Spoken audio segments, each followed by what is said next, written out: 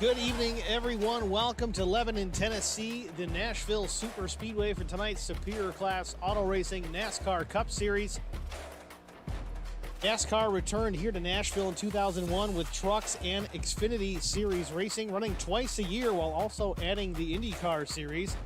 Fortunately, the track failed to attract a Cup date and would shut down for the 2012 season. Fast forward to 2021, the NASCAR Cup Series back in Nashville. All three series running now, but tonight it's the SCAR Cup Series in action. Stay tuned to see who will play a tune in victory lane here tonight. Good evening, everyone, and welcome again here to Nashville Superspeedway. Tonight, joining me in the broadcast booth alongside me is good friend Eric Dotson. Eric, glad to have you back. We've missed you, buddy. How you been?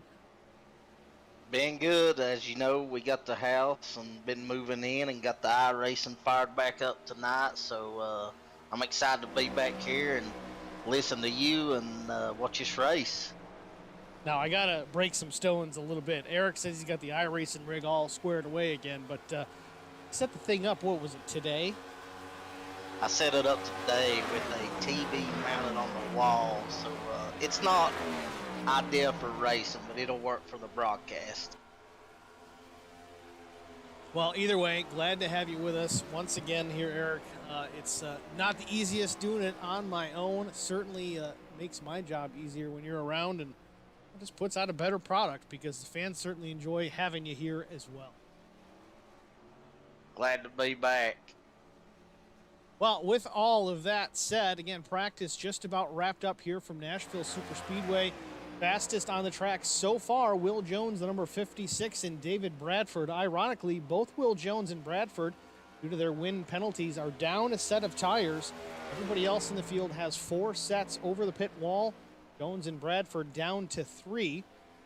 Third quick on the board, Will Hewitt, Mark Truxell, Alan DeFries, your top 5 as practice comes to a close.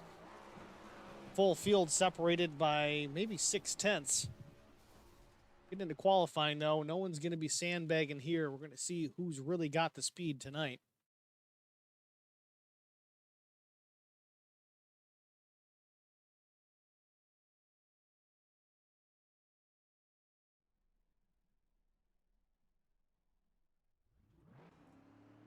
Will Jones, the first car to hit the track.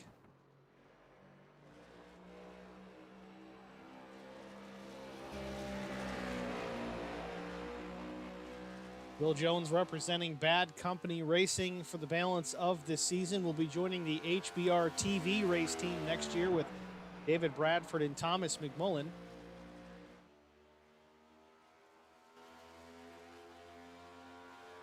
Have you got to turn any laps here, Steve? Honestly, I have not. It's very rare that I get behind the wheel as much as I used to, maybe once every couple of weeks when we run our road course stuff. But no, I really have not gotten a chance to turn a lap at Nashville Speedway. It looks like a good time. Yeah, I was talking to Brian Rose earlier. He said it's a fun track, but a slick track. Makes for a good race. It really separates the men from the boys when you got to really drive the race car. Lap 1 for Will Jones, a 29.673 for the 56. That puts him provisional pole. David Bradford out on the track as well. The number 46 machine. Doing it for Dale now. Very familiar paint scheme on that machine. HBR on the hood. David out there looking for a sponsor for the balance of the season and next season. Good one to be on, defending, well, not defending, but SCAR wins leader. David he's been tough all season. He's been really tough. I think he's got 3 wins so far, at least just on the Cup side. I think a win or 2 on ARCA. First lap for David Bradford seems to be a throwaway. 12th fast, 30.158 seconds. Stay with David, see what he can turn in here. He was second quick in the practice session. Right now, Will Jones, top of the board, 29.38. Cody Harger matched the time. Officially 29.39s for both drivers if you do the rounding up. Bobby Hamilton Jr. third quick. David Bradford lap 2 at 29.38. Moved the 46 to P1. The freeze on the track. 29.862 for the 71 machine. Good enough for 13th. Lap 1 kind of a throwaway. Seems lap 2 is certainly going to be faster around Nashville Superspeedway. Kind of a waste lap. Get some heat in the tires. They have a little more grip on that second lap.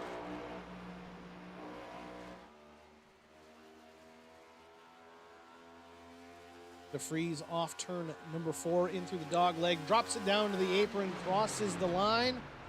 29.424 for the 71 of Alan DeFries. That's going to park the 71 machine in the 5th position.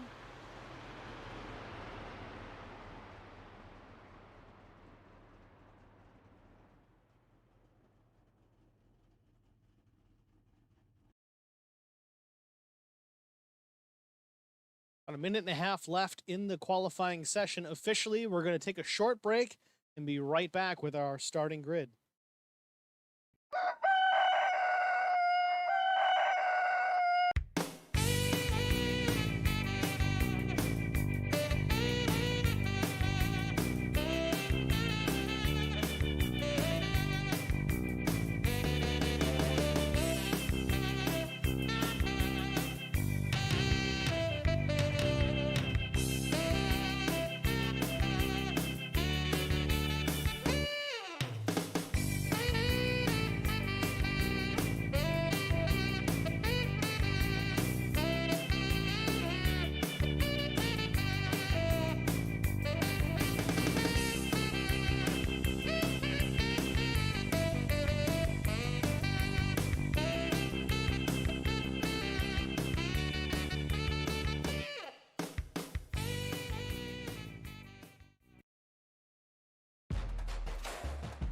And welcome back to Lebanon, Tennessee, the Nashville Superspeedway.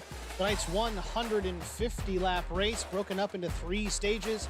Stage 1 will end at lap 45, stage 2 at lap 90, and the third and final stage, of course, lap 150 for these drivers in the SCAR Cup Series.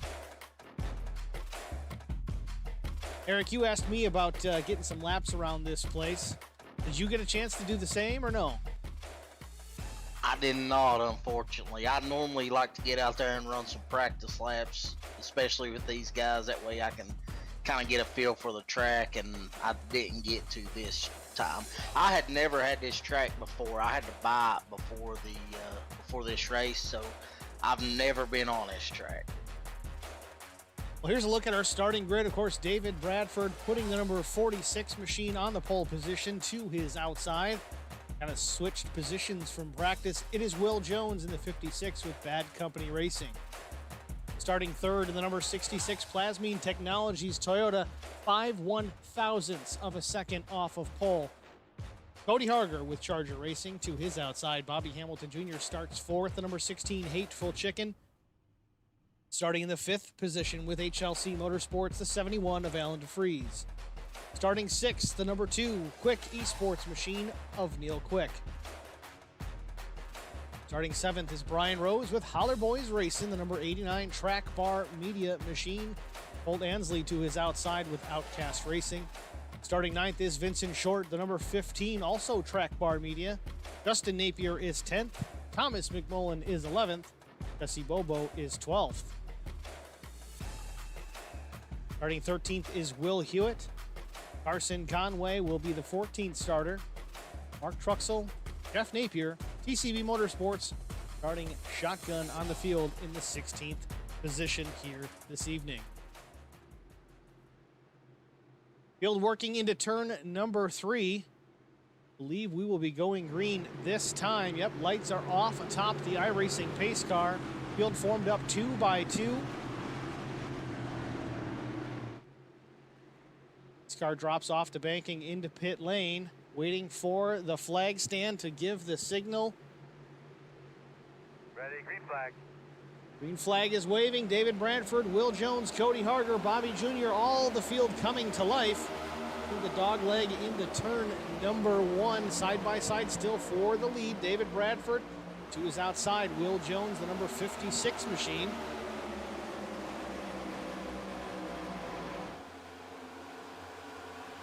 Will got a great run right there. Very good run down the backstretch. Not enough grip to work it through 3 and 4, or is there? That second lane working to his advantage so far. Carried momentum down the backstretch and doing the same down through the dog leg. Still side by side at the line. It looks like David Bradford may have led lap 1, too close to call.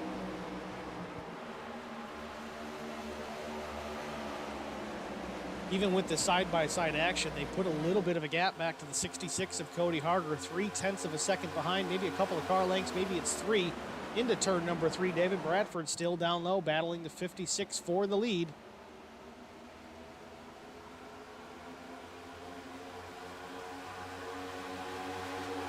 Got a nice little battle for the lead early on here.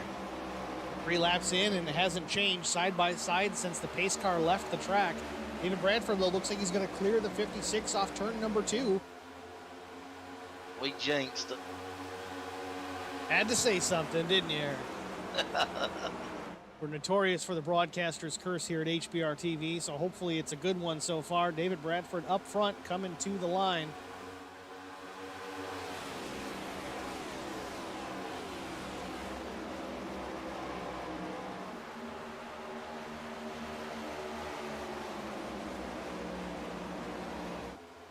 Looks like Bobby Jr.'s going to go under Cody Harger and battle for that 3rd position.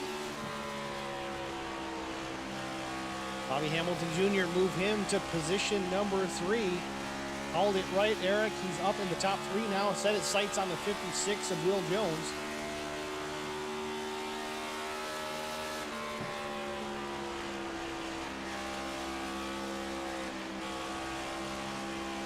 Little burp of the throttle out of the 16 off of turn number 2.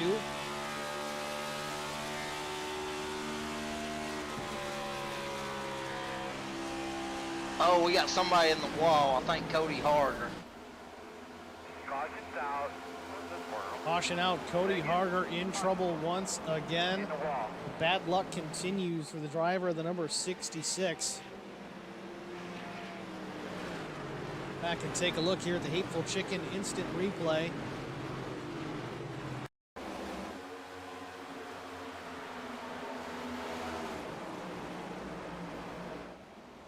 Oh man, big contact after correcting it. Let's look at it one more time. Looks like Cody on the outside of the 2 of Neil Quick. Might have been a little net code involved there. Not sure. We'll have to take another view from the blimp cam, I think. Yeah, it looked like it was a little net code. Close quarters, though, yeah, damage showing up a little late on the 66. Scrapes the wall with the right side and overcorrects it, just noses it into the fence. He's going to make it back to the pit lane. He does have a fast repair he can use. All these guys running with 1 quick repair tonight. He decides he's going to use it.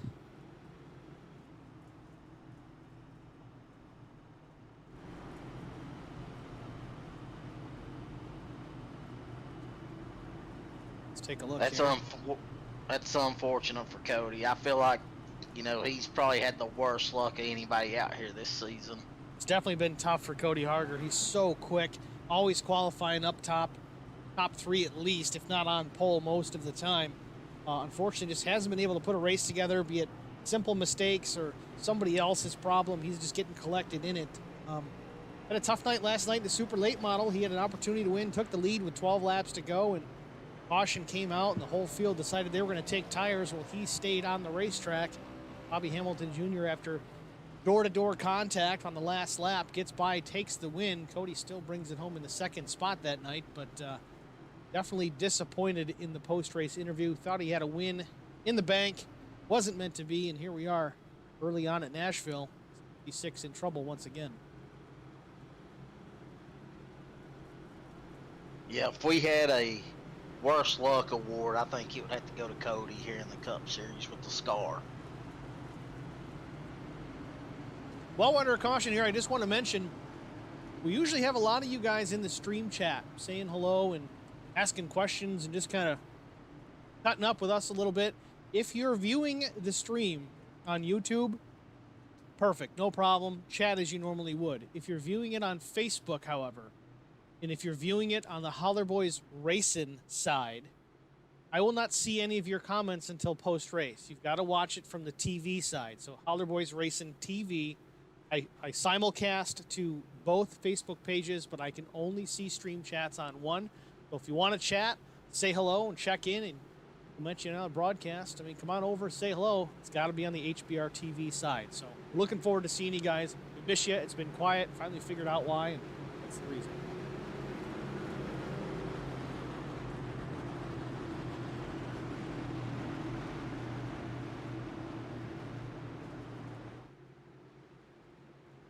Pace car lights are off. Going to leave the racing surface right about now. Restart's going to be on the 46. David waiting a little bit in the gas, a little later than the initial start, but still manages to get out front. 4 car lengths back to the 56 of Will Jones, but Will Jones has a mirror full of Bobby Hamilton Jr. Good restart by the 16.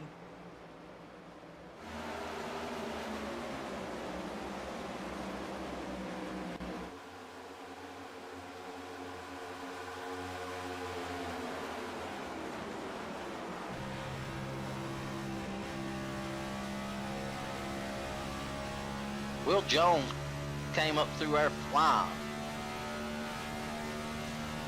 You can't get too far out in front in these race cars. It's very similar to super speedway racing. These guys can get a run on you, catch the draft, and really close a lot of ground. Bobby Jr. to the inside of the 56. Will Jones off of turn number 2 down the back straightaway. Oh, if Bobby's going to have the momentum through 3 and 4 to make the clean pass here. They're side by side. Nope. Looks like the 16 does have Will Jones clear off turn number 4. Move Bobby Jr. to the second spot.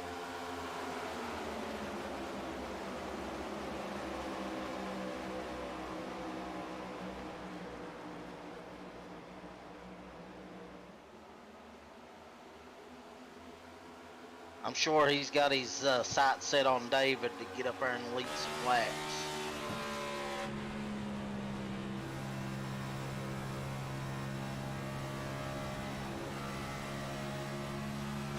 There he goes. Bobby Jr. to the inside. Will Jones is going to go with him. Move the 16 of Bobby Hamilton Jr. up to position number 1 here. Lap 12 of 150. Again, stage 1 will end at lap 45. We'll re-rack them, get some tires and fuel, and try it again. Top 3, Bobby Jr., David Bradford, and now Will quick to the outside of the 56 of Will Jones. Not going to complete the pass here off turn number 4. Will battles back, but Brian Rose now in the mix, battling with the 2 of them as well. 89 Track Bar Media Chevrolet looking low down on the 56. Battling also with the 2, almost contact with the 89 and the 56. They get away with it. Little loose off turn number 2 for Will Jones. Keeps the car going straight down the backstretch, never lifts. However, Neil Quick is going to take the position into 3 and 4. Will clear Will Jones, move the number 2 up to the 3rd position. Caution is out, though. I believe Justin Napier, Mark Truxell, Will Hewitt may be involved. That's what the spotters are telling me. Don't see it. I don't see it. Ooh, Mark Truxell had some pretty bad impact there. Front end missing off that machine. Let's go back, take a look.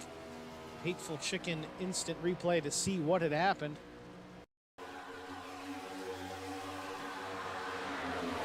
.54 down low on the 33 into turn 3 and 4. Contact made with Will Hewitt. Mark Truxell just getting into the back of the 54. 3-car incident between turns 3 and 4. Hard impact for the 54 of Napier as well. Rides the right side door down the banking.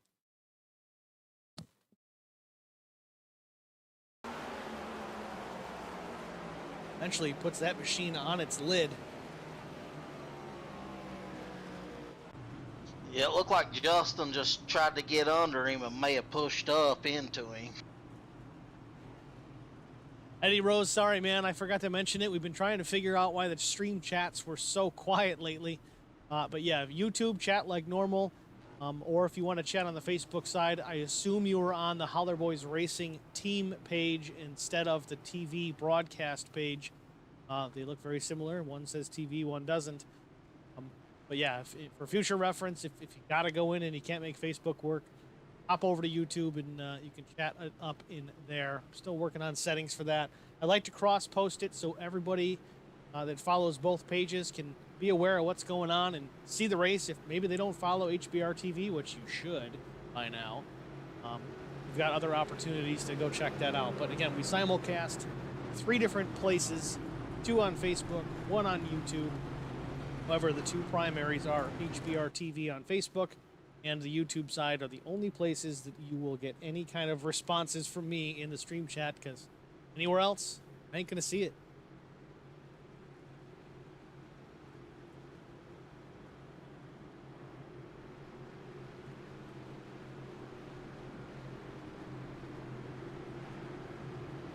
$16 laps into tonight's event here at Nashville Superspeedway. Eric, what do you think so far? It's been pretty good racing. We've had a couple of incidents, but I don't know. What are you seeing out there? I think it looks very competitive. I think we've had 3 lead changes now with Will Jones, Bobby, and David. So, you know, I think it's going to be a great race. So far, so good. Usually with these cup races, you see a lot of guys kind of hang back and be real conservative, at least in the first stage, just kind of feel out the track, see what the car is willing to give them. But we're not seeing a lot of that here tonight, maybe in the mid-pack, but up front, the battle is on. Will Jones and David Bradford fighting hard at the very beginning. Bobby Jr. working his way through the field, now up to position number 1. Then a good battle with Neil Quick, Brian Rose, and then Will Jones again most recently. Yeah, I think we could see a great finish here. Pace car lights are off. Again, we've got 11 viewers on the Facebook side. I'm only showing 4 over here, so it looks like most of you are over on the team page. So switch it on over, will you? Pace car hits the pit lane. Bobby Jr. in the gas right away. Maybe a little early, I don't know, but that might be to his detriment because I think the Will Jones and the David Bradford machines are going to draft on up here in a hurry. Too far out in front, no drafting help for the 16. I hate to say that on a 1.3 oval, but it makes a huge difference. Off turn number 2, Bradford, Jones, Quick, and Rose, your top 5. Yeah, Bobby wasted no time there. But like you said, David Bradford's right there. You know, it doesn't take long to catch somebody here in these cars with this draft. No, it's just like restarting at a super speedway. You get too far out in front, the field will catch you in a hurry and likely eat you up. So far here at Nashville, though, definitely able to catch the 16, but not able enough to make a big run by. Mark Thomas, fellow racer, out in the stream chat. Mark, thanks for checking in, saying hello. Yeah, early on here, 18 laps in and very, very competitive. Mark Thomas, his Discord name is Mark the effing Brit Thomas. Runs one of the leagues that we broadcast for. Really appreciate him saying hello.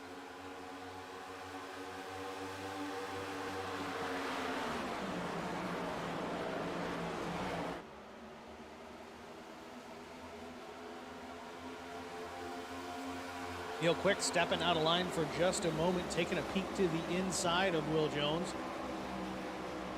Into turn 1, another peek down low, but nothing doing for the 2 machine. Neil running a different paint scheme tonight that's might be familiar to some of you guys that follow the IROC series. We've got a couple of HBR guys running in that series, as well as I believe Cody Harger and Bobby Hamilton Jr. in a couple of those races.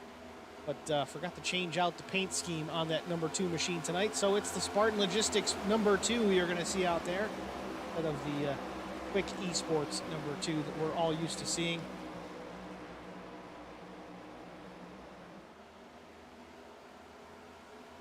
Kind of looks like a Rusty Wallace paint scheme from the blimp.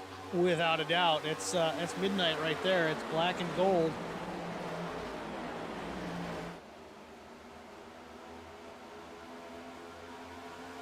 Field's really not all that strung out at this point in the race. I believe we've got top 10 all close together. We got David up here battling Bobby on the low side. Ooh, David looking low underneath. Big trouble there. Almost made it a mess off turn number 2.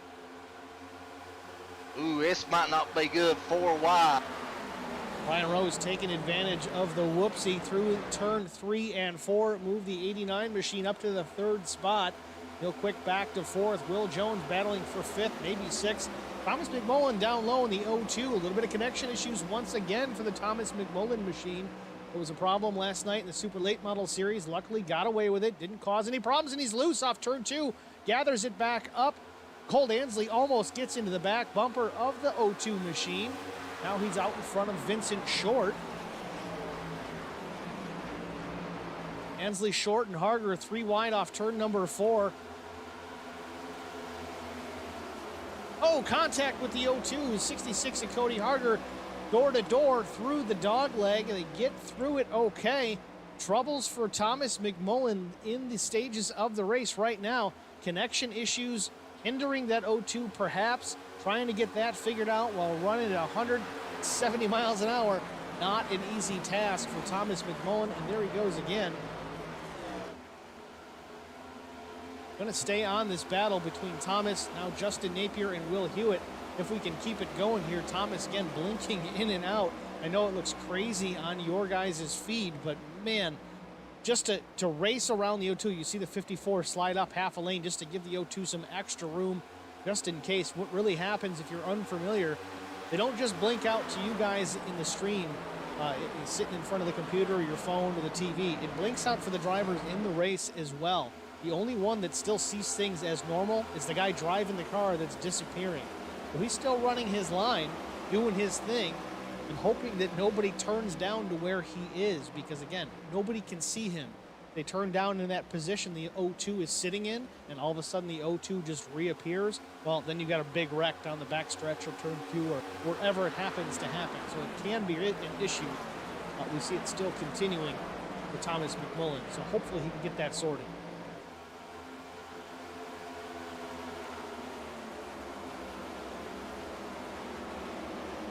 Will Hewitt, Cody Harger, Justin Napier got by the 0-2 without a problem. It looks like Thomas is kind of working his way to the back slowly so he can get that figured out. David Bradford goes to the lead with Brian Rose pushing him to second. Teammates running too. Bobby Jr. goes from the leader back to P number 3, but he's got pressure from Neil Quick in the 2 as well, and help from the 56 of Will Jones. Ooh, Bobby Hamilton Jr. all over the back bumper of the 89 of Brian Rose. Has to check up a bit, loses the momentum. Now Brian Rose taking a peek down low, decides against it. Down the backstretch, maybe again in turn number 3. Brian Rose wants the lead in turn number 3. Move the 89. Track Bar Media Chevrolet Camaro out to the front off turn number 4. Brian Rose, your new leader here at Nashville Superspeedway. David may have helped him lead a lap there. That looked too easy. It could have been. I'm not sure. I mean, that Brian Rose worked off turn 2, took a peek down low on David Bradford, decided against it, and then all of a sudden had the run down the back. David may have checked up, maybe not. We'll see. But he's got a mirror full of Bobby Hamilton Jr. now, so might be regretting if he did indeed help the 89 get a lead point for that, because he's got trouble now with Bobby Jr. breathing down his neck. But as I say that, Bobby's got company of his own. Neil Quick to the inside and down low. Doesn't have the 16 clear through 1 and 2. If he can work down the backstretch, a little wiggle out of the 2 machine. Ooh, trying to side draft just a bit. Almost contact. Did it look like contact from your view? It did look like a little bit of contact there. Any of them got damaged, but I think it was a little... Very subtle, if any.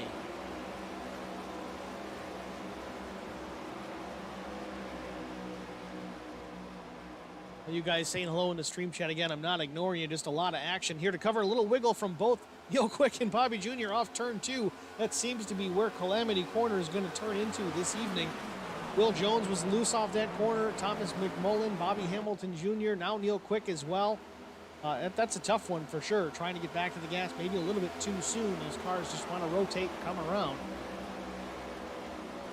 One thing I've noticed is if somebody's on the low side and kind of not diamonding the corner, it's hard for them to get the run to make a pass. Really looks like these tracks like this are really run dependent. Again, you do need some drafting help. As we see David Bradford without help trying to get to the inside of Brian Rose as they cross the stripe. Ryan's going to lead that lap. Not too sure about the next one, though. 46 down low into turn number 1 again.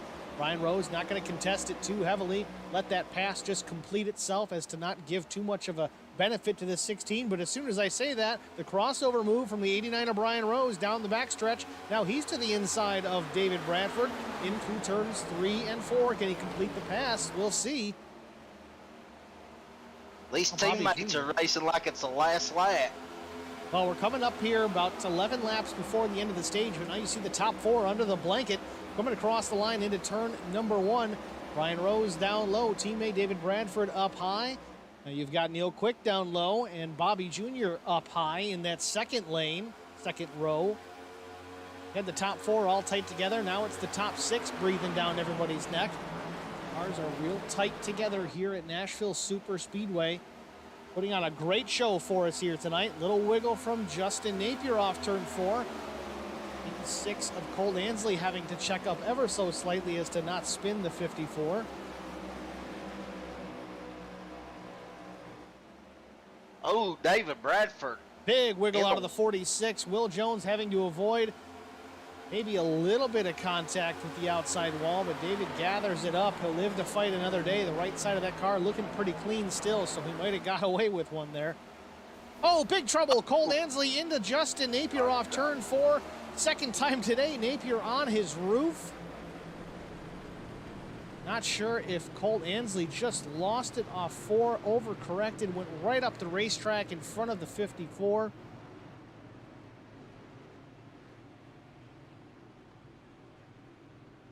Man, oh man, that was a hard hit for everybody involved. Let me see if I can go back and take a look here. Looked like it was Cole Ansley. Yeah, big wiggle. I'll go back a little bit here again. Yeah, it looked like he just got loose, and unfortunately Justin was right there. 86 machine down low, dirt tracking it through turn 4. Didn't go below the white line there, but got more grip than he bargained for. Tried to save it, overcorrects, just crosses over, slams into the left front fender of the 54. Vincent Short gets a very small piece of it initially, gets by without hitting Cole Ansley. Does Will Jones collect the 86? Maybe, yep, a little bit. Left front damage to the 56 of Will Jones as well. David Bradford scoots by on the high side, does scrape the right side against the safer barrier. Then Cole Ansley slides back up into traffic, hits the 56 a second time.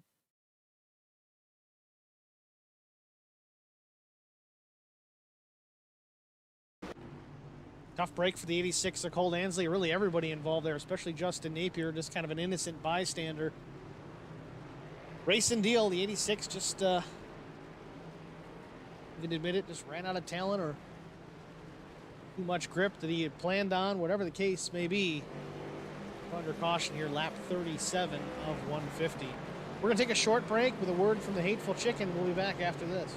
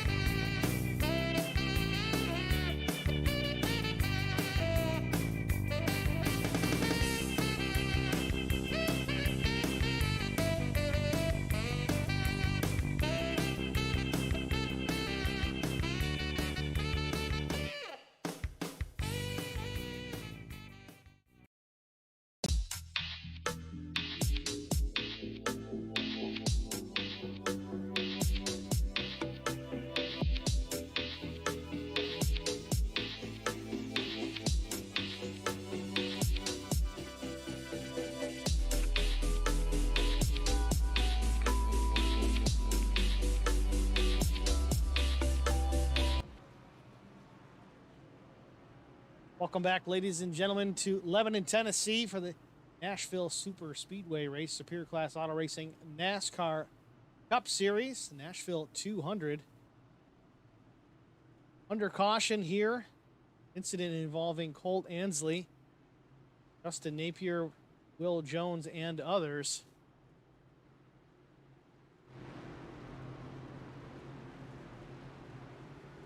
I think we got some guys playing strategy here, don't we, with the pit stops?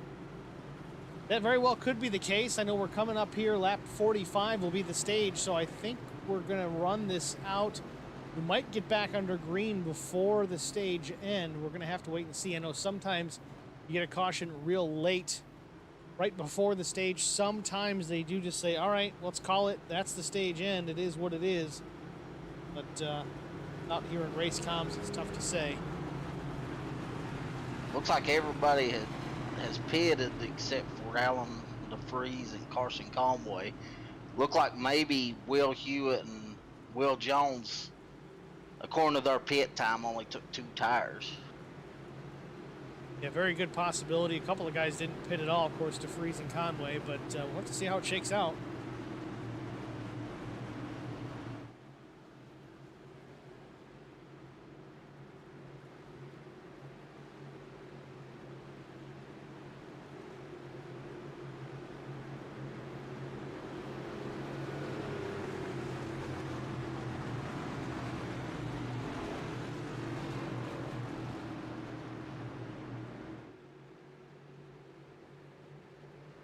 Pace car is in. We wait on the 71 to go. He does. He's in the throttle.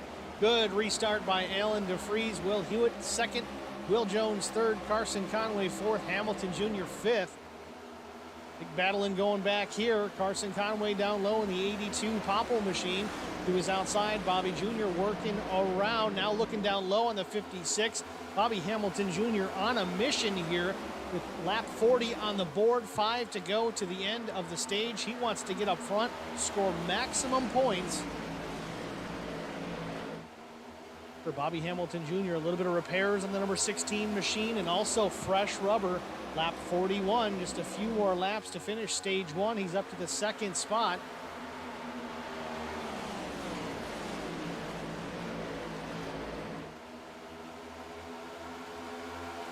Them 4 fresh tires came in quick there, didn't they? Sure did. Move Bobby Hamilton Jr. up to position number 1.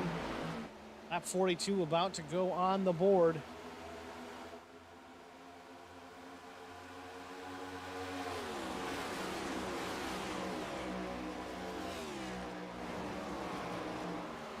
Bobby Jr., Neil Quick, top 2, both with fresh tires. Will Hewitt and Carson Conway. The battle just didn't work out. The gamble did not work out with the tire strategy here late.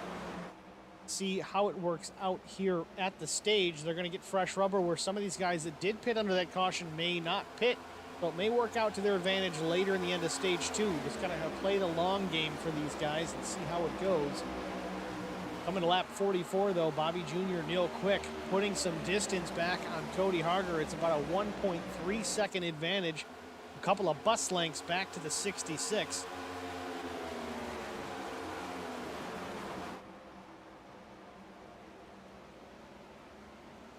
It's like Neil's doing everything he can to run Bobby down to get this stage win. You know, I will say Neil Quick, since joining the SCAR series, SCAR League, has really shown and proven himself a worthy competitor here. He's got, I think, a win in the super late model, a win on the cup side as well. I think last time out he had the win. And now putting pressure here on Bobby Hamilton Jr., a former professional in real race cars and certainly no slouch himself here in iRacing as well.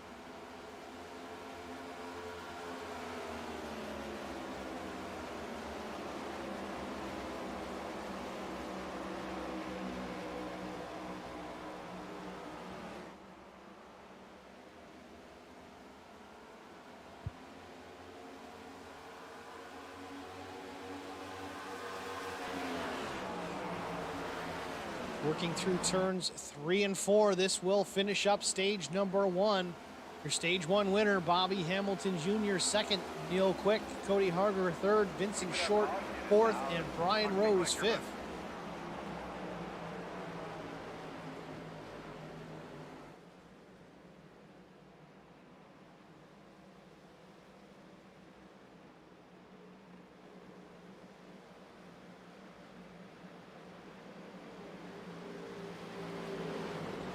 So now with 4 sets of tires over the pit wall, we're roughly a third of the way into the race.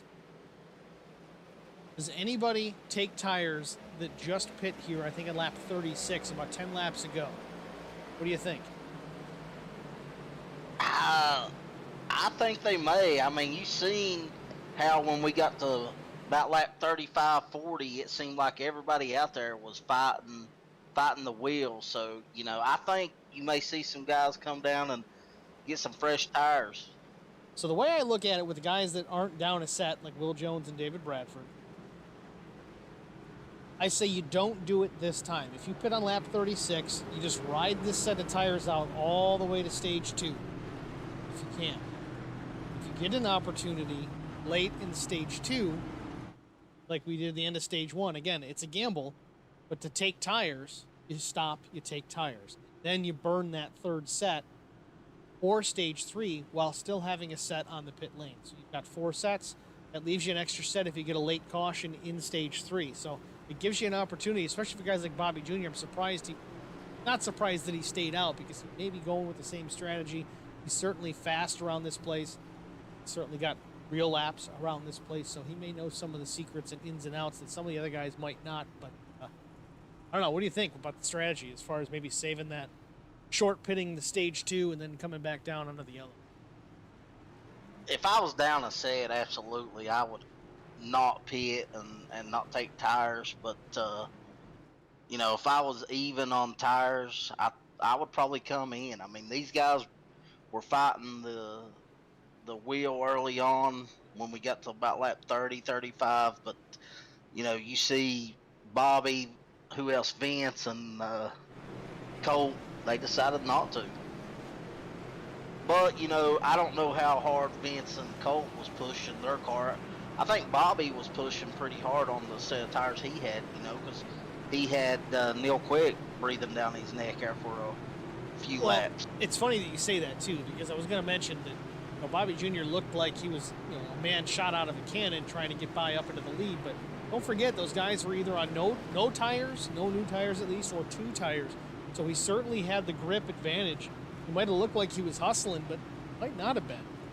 So he still may have been in tire conservation mode. It's hard to say. He got that lead back almost immediately. Maybe that was the game plan, get the lead back quick, and then just save tires to the end of the stage. Because, again, his plan might be to run him out to the end of stage number 2 and see what kind of strategy he works coming up on lap 90.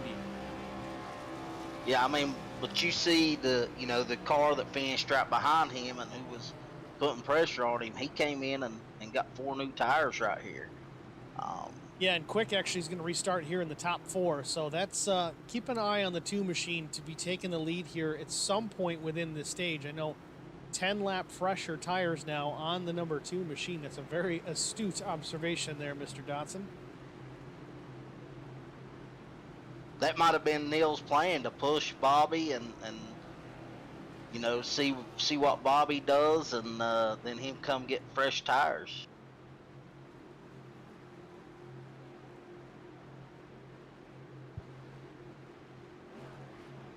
Old Ansley giving the 16 a bit of a push coming to green here. Base car is in. Bobby Hamilton Jr. in the gas almost right away. Once again, lap 50 about to go on the board. Nope, yeah, lap 50. Bobby Hamilton Jr., your leader. Colt Ansley second, Short third, Quick fourth, Rose fifth. Rose taking a look to the inside of the 2 of Neil Quick. Off turn number 2, still side by side, but no help for the 89.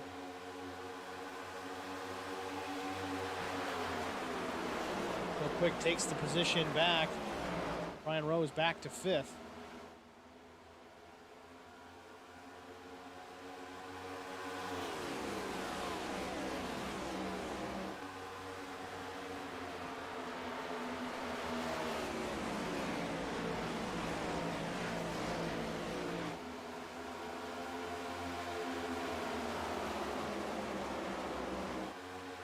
Bobby's still looking strong out front right now. I kind of expect to see that for a little while out of the 16. Again, saving tires, it's a difficult skill to learn. But once you know how to do it, you know how to do it. Bobby Jr. good at saving tires, just like guys like Will Jones or David Bradford. Bobby's going to have to save here, not abuse those tires. He's already got the stage win in stage number 1. Just really needs a respectable finish at the end of stage 2. Doesn't necessarily have to win it. Of course, these guys are race drivers. They want to do that. We'll have to see what Bobby does here when he starts to get some pressure from the 86, 15, 2, or even the 89 here, later stages of stage number 2. As we say that, see Colt Ansley going down low, moving around the 16 to the lead. Colt Ansley, position number 1, new leader here at Nashville. Bobby Jr. now back to second. Relatively uncontested, as we kind of thought would happen if you fight and battle for that position for too long. Going to chew up the rubber on those Goodyear Racing Eagles for sure. Smart racing, good racecraft out of the driver of the number 16.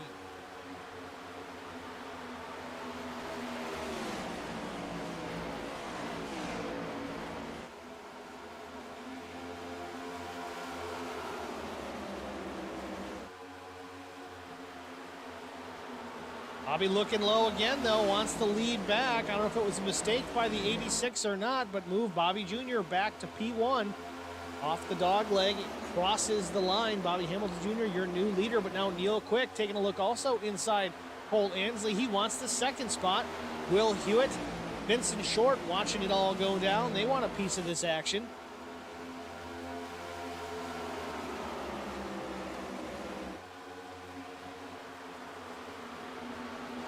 Vincent Short running about the second to third lane through turns 3 and 4.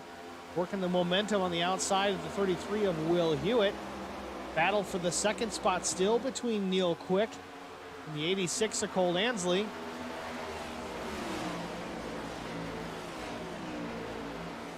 Meanwhile, Bobby Jr. is watching it all in his mirror saying, yeah, go ahead, boys, you keep fighting. Well, that's what he wants to see. I mean, they're wearing more tires right now. Well, Ansley slips and the 2 goes around into the wall. Cody Harger involved as well. Not sure if that was off the nose of the 86 or the 15. Very similar colors, white and red cars. We're going to have to go back and take a look. Neil Quick definitely involved. Take a look here at the Hateful Chicken instant replay. This is into turns 3 and 4. Got Colt Ansley to the outside, Neil Quick down low. A little bit of a wiggle out of the 2 and a little bit of net code between him and the 86. But then the 33 of Will Hewitt down low catches the left rear of the 2. I'm going to go back and look at that from the onboard of the 33 to see what he saw. Yeah, I don't know if Neil Quick checked up or what, but Will Hewitt just closed in and got into him quick. We're going to rewind it here. This is entry to turn 3. Slow it down. You see the 2 in front of the 33 of Will Hewitt, riding on board Will Hewitt. 86 of Ansley up high. Quick gets down low, but then wiggles a bit, has to save the car, washes up a little bit. Slight net code with him in the 86. The 86 slides up the track. Checks up is the 2, but yeah, the 33 just stays in the throttle and collects the 2.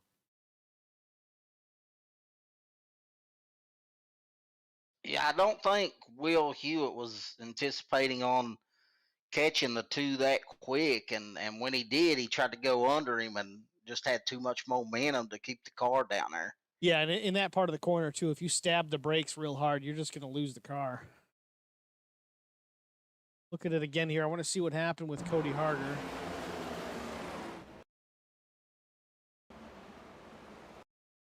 Oh, yeah. So Cody checks up for the wreck. Will Jones doesn't see it.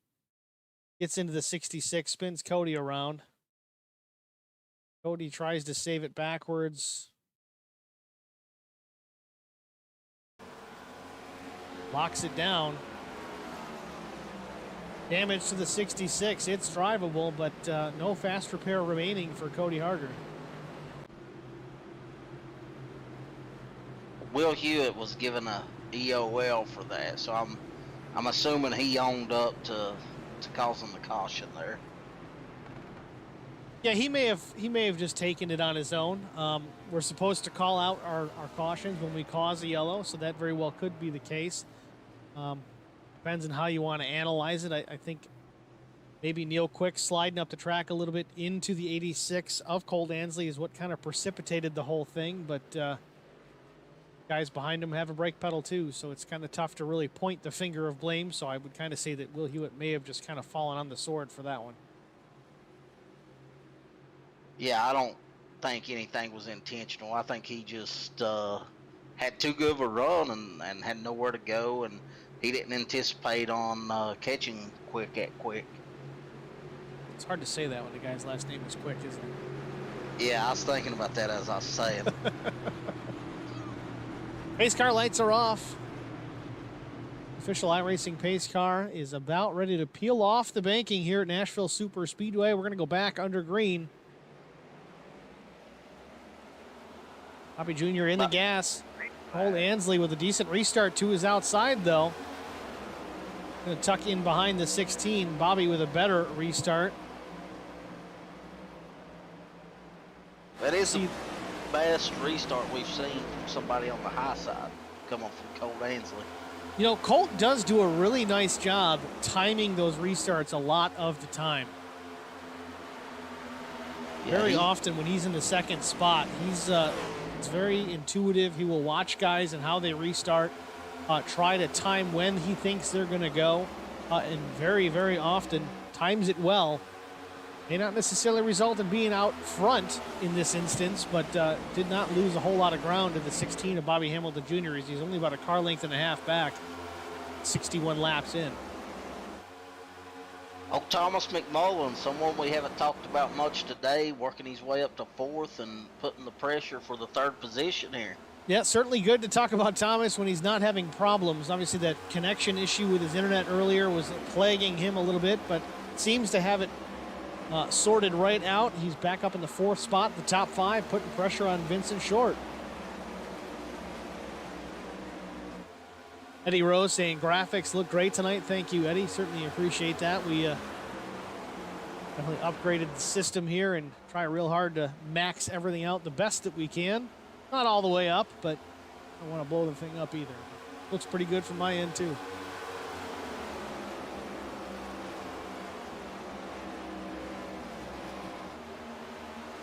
Vincent Short getting real close to the 86. Ooh, 86 is loose.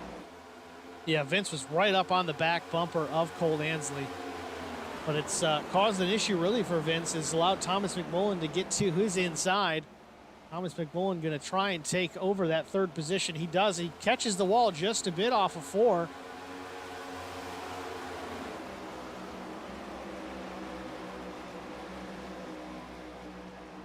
Vince trying to battle back here.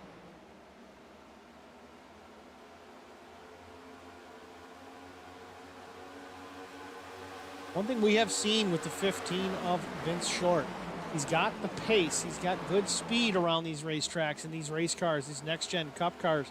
But we have found in many instances he can overdrive it a little bit, especially when he gets involved in a battle. He's competitive. He wants that position. He tends to get in these positions like he is right now with Thomas Mcmullen, and unfortunately, in some cases, just stuff it in the fence. In these circumstances, when if he just held his line and just relaxed a little bit, still might have been able to salvage a nice top 4, top 5, or even top 3 finish, and in some cases, maybe even a win. I'm the same way. I kind of get in my head. I drive too hard. You can see me in the road course series. You know, if I'm behind, I make a lot of mistakes. It's just it's the competitiveness, and sometimes you got to dial it back just a little bit.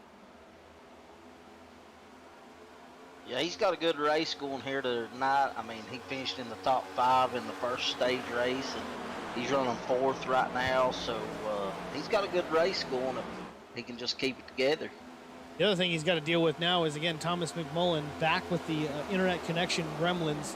You see Vincent Short backing off a couple of car lengths, just trying to give the O2 some space. Yeah, and I mean, it's for anybody who hasn't ran in this, it's just aggravating when you're racing around someone and they're having internet connections, because they'll disappear, and you know they've reappeared in my car before. I've been going through them, and most of the time that leads to a wreck. Yeah, almost impossible to avoid it at that point because you're one and the same.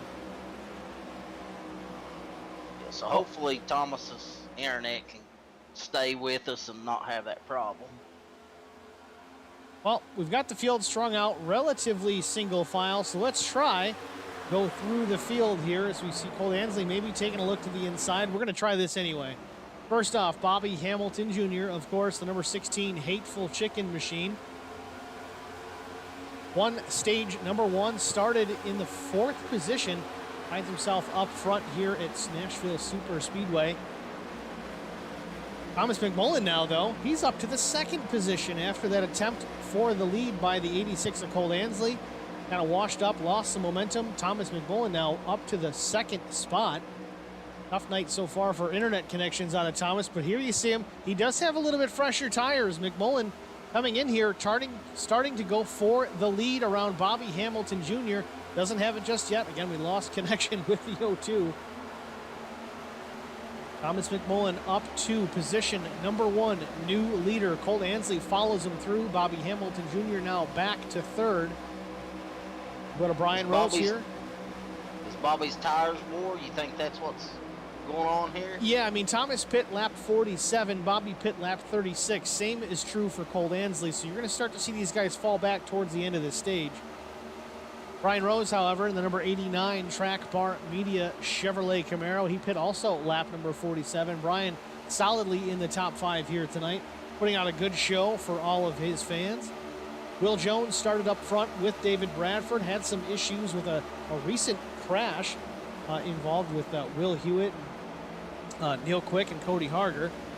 Will Jones running in the 5th position. Vincent Short in the red livery for the Track Bar Media, the Howler Boys Racing Team Machine, number 15. Vince running strong as well, was up in the top 5 just a few moments ago, running in the 6th position. Jesse Bobo, the number 7 Mountain Dew Chevy Camaro, he runs also in the 7th spot. Mark Truxell, the number 5 Chevy Camaro with Little Tate's Cupcakes on the right rear quarter of that machine. He runs in the 8th position. Neil Quick in the 2, damage to that machine. Rear deck lid pretty much gone with the exception of the spoiler. Doing well, staying in the 9th position, keeping things going. Not sure if he just decided against the fast repair, wanted to save it till later on. We're not quite halfway, so it might be a good strategy, especially if he still has the pace. Neil Quick running in the 9th spot. Will Hewitt, number 33 Fiverr Chevy Camaro. Snyder's also on the side with OCR. Will running in the 10th position, was involved in a crash with Neil Quick most recently, damaged the right rear of that machine. Still running top 10 on the lead lap. Alan DeFries, the number 71. The 911 paint scheme, I guess you could say the We the People paint scheme on that number 71. Love seeing that here in the Cup Series. He runs now in the 10th position. David Bradford is in the 11th spot. Again, saving tires. David Bradford on 3 sets of tires over the wall tonight, just like Will Jones or everybody else has 4 to play with. 13th position is Carson Conway, the Howler Boys Racing Team number 82 Popple Ford Mustang GT. He runs 13th. Jeff Napier is in 14th, the Superior Class Auto Racing entry. Oh, we got a wreck. Jesse Bobo. Well, it wasn't Cody Harger. Cody Harger still running 15th out there on the track. We had a pass for the lead and then a wreck. Will Jones has taken the lead. Man, Will Jones came out of nowhere. Yeah, I was watching the leaders battle while you was going through, and Cole Ansley got on the bottom and got loose, and then Will Jones just took advantage of it. Well, let's take a look here at the incident for the yellow flag, and then we'll see if we can go back and watch the replay with Will Jones. Oh, it was contact with Neil Quick as well. I'm going to back that up a little bit more.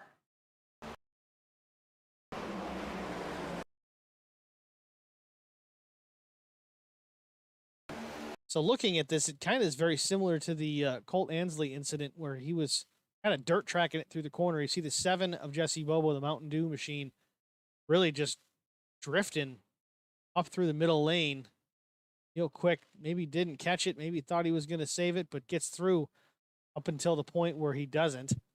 Catches the 7, takes the 7 up the racetrack. Jesse into the outside safer barrier. David Bradford gets through on the low side. But Will Hewitt just not able to avoid. Catches the 7 machine on the left side front fender there. There you have it.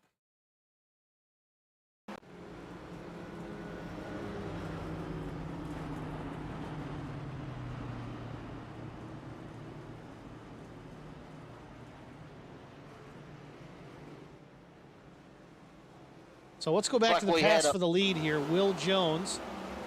This is through the dog leg. Gets position on the 0-2. Almost makes contact with the 0-2 of Thomas Mcmullen into turn 1. Just gets by on the inside.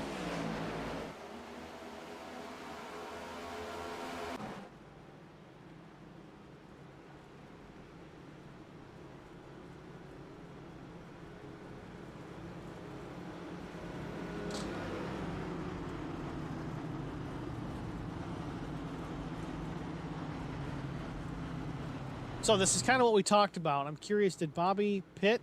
He did. Bobby pit, did. lap 76. We talked about this at the end of stage 1. Just kind of turn it into a short pit. You've got 4 sets of tires to play with. Bobby pit relatively late in the end of stage 1. He took tires, right? So when the stage caution came out, he did not take tires, which is why he was able to get past so easily here late in the stage. He was on 10-lap older tires than most of the field. But here you have it, end of stage 2. Similar situation. Bobby stopped, pit, got tires this time, so he's on fresh rubber as opposed to the guys that did not. It looks like the top 6 did not stop. But this sets him up to have the option. He still has 2 sets of tires over the wall. Okay? So when stage 2 comes to an end, he can either stay out, which I don't think he's going to do, but I think he'll pit, take that set of tires, which gives him another fresh set for the balance of stage 3, but also leaves him a set over the wall in case we get another caution late in the race, the final stage, stage 3.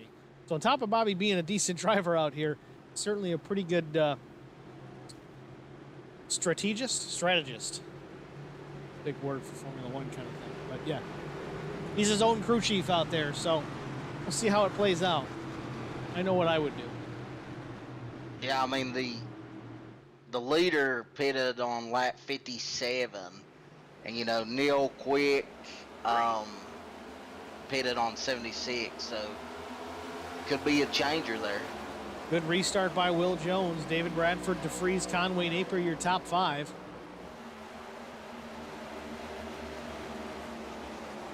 I think these guys with the fresher tires come through the field quick, and you know, hopefully they can do it clean and no accidents, because I think they're going to be a lot quicker. Got about 11 laps to end the stage here, so hopefully we stay green, especially for Bobby's sake. If we do stay green, it would just make sense to take that 3rd set of tires, middle of stage 2.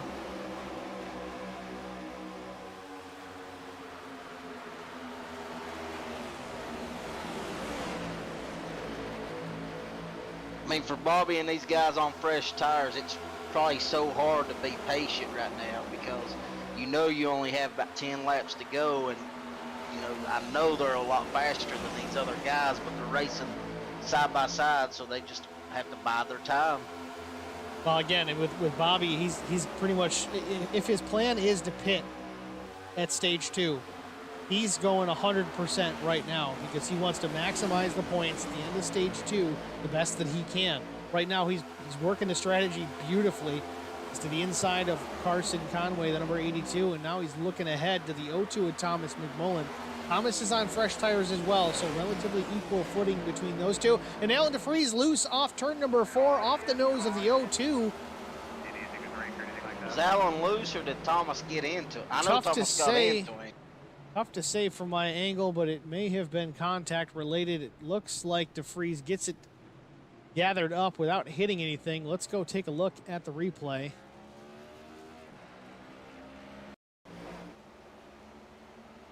Oh yeah, definitely contact from the 0-2. Not sure if Thomas was in his mirror watching Bobby and just didn't see that he Was to the inside of the 71. That one again here.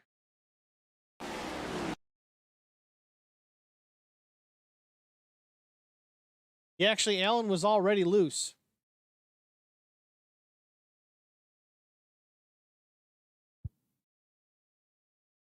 I'm gonna rewind it a little further. I wanted to get a better look at this.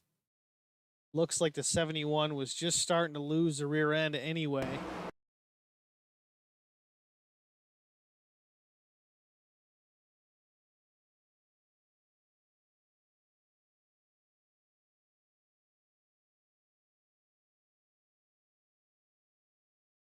Yeah, right as the 02 was starting to really catch the back bumper of the 71 was already starting to lose it.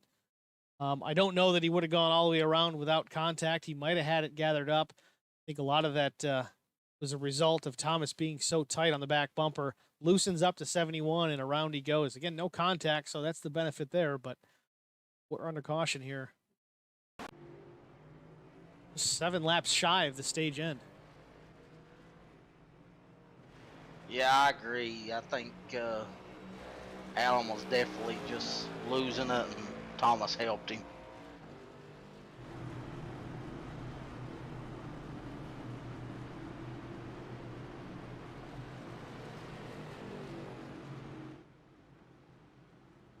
Well, we're going to do the same thing we did before. We're going to take our commercial break before the stage end. We'll be back after this.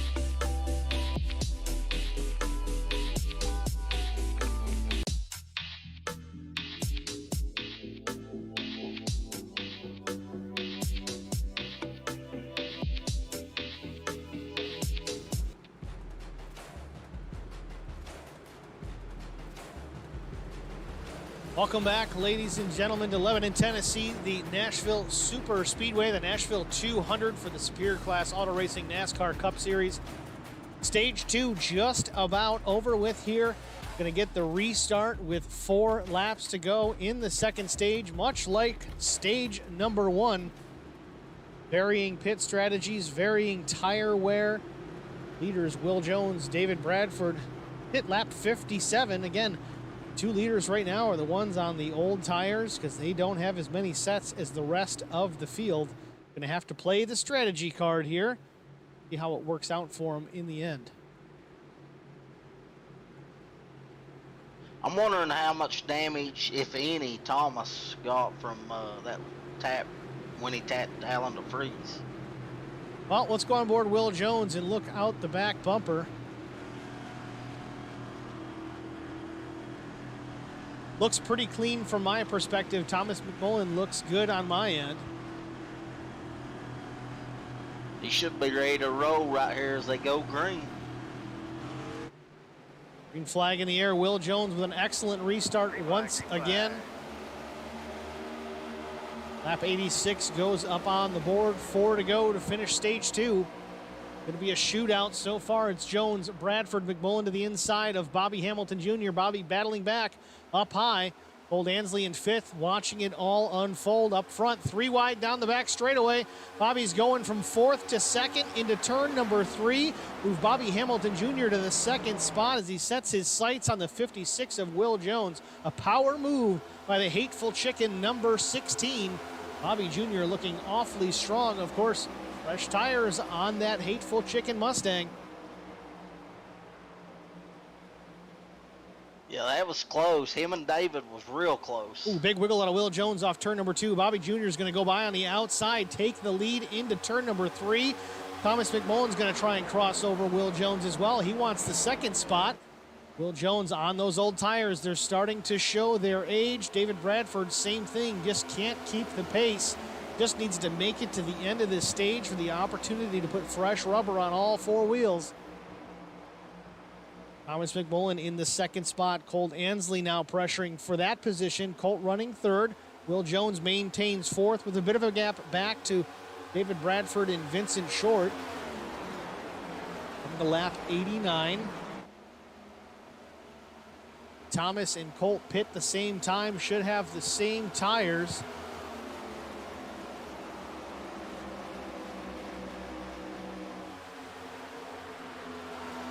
Bobby Jr. continues to lead while McMullen and Ansley battle it out for the 2nd finishing position in stage number 2.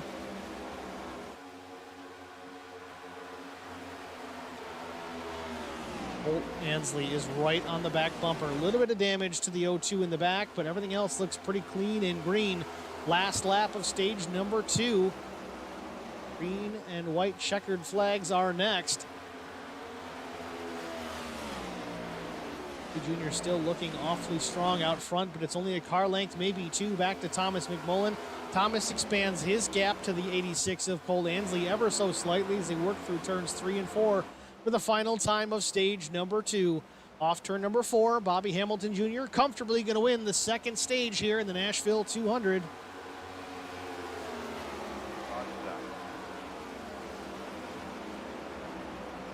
I feel like Thomas was wanting that one pretty bad, but he just couldn't get up there to make his move.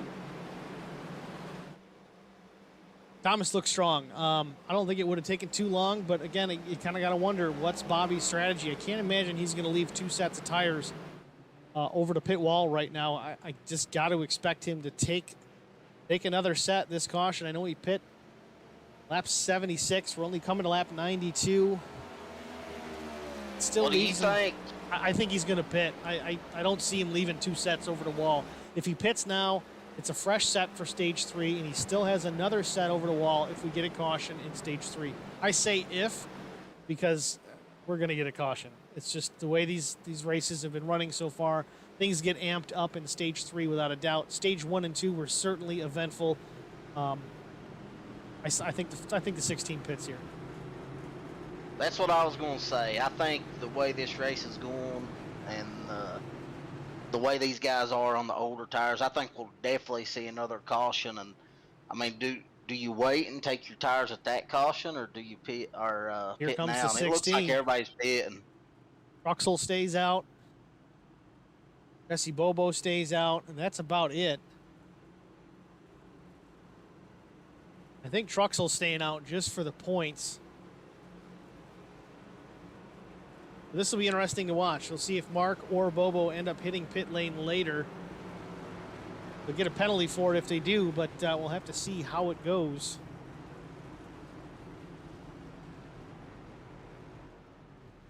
Right side's in the air on the number 16 of Bobby Hamilton Jr. Crew around to the left side. Jack going underneath the car. Sunoco Racing Fuel going in. Tires going on. Jack is down. Bobby's down and away. Bobby's going to lead him off pit lane. Maybe not. I think it was Thomas McMullen might have won the race off pit road. Looks like yes. Thomas took 2 tires, making the gamble.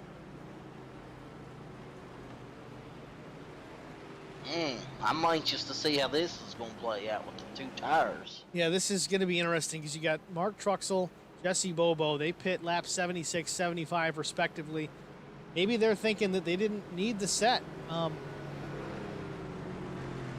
It's tough to say. They've already pit 3 times, so they probably, I don't know. Might still have a set on pit lane, they might not. No, they got to have a set. Well, the thing is the way that we've been running this race and with the cautions, I mean, this could very well come down to who has a set of tires with 15 laps to go left. Well, that's just it. I mean, you know for sure Bobby Hamilton Jr. has an extra set of tires over the pit wall right now. And looking at pit count for everybody, you know, the first and second, Truxell and Bobo, they pit 3 times. So even if they took tires every stop, they still have a set over the wall. Thomas Mcmullen, this is his 4th stop. Looks like it was for maybe right sides only, but maybe it was fuel and damage repair. It's tough to say. He didn't have a lot of damage on that machine, but I don't know.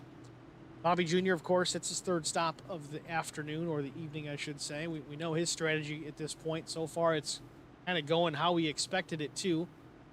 Vincent Short, 3 stops. Colt Ansley, 3 stops. Brian Rose is on his 4th stop. Again, don't know if one of those stops was a fuel only. We're going to have to wait and see. Varying strategies for sure here tonight. Pretty big gap, though. Almost 20 lap tire difference between our top 2 as we get ready to go back under green. Keep a close eye. And I see Mark Truxell peeling off the banking. He's going to pit, so he's going to forfeit the lead. He did that just for the bonus point. That's going to give Jesse Bobo the new race lead here. Jesse started in the 12th position. Finds himself out front. Start stage number 2, though, be it on old racing tires. Everybody behind him on fresh rubber. Saw this play out a little bit last night with the 40 of Jeff Napier, the Super Late Model Series. Jeff stayed out at the halfway break, did not get tires. The rest of the field did in new versus old rubber last night in the Super Late Model Series. It was a huge, huge delta, a huge speed difference between the rest of the field. Ended up the 40 getting involved, slides up the track, hits the 86 of Colt Ansley, and a big wreck ensued. Hopefully we don't see the same thing happen here with the 7 of Jesse Bobo out front. Really old Goodyear Racing Eagles.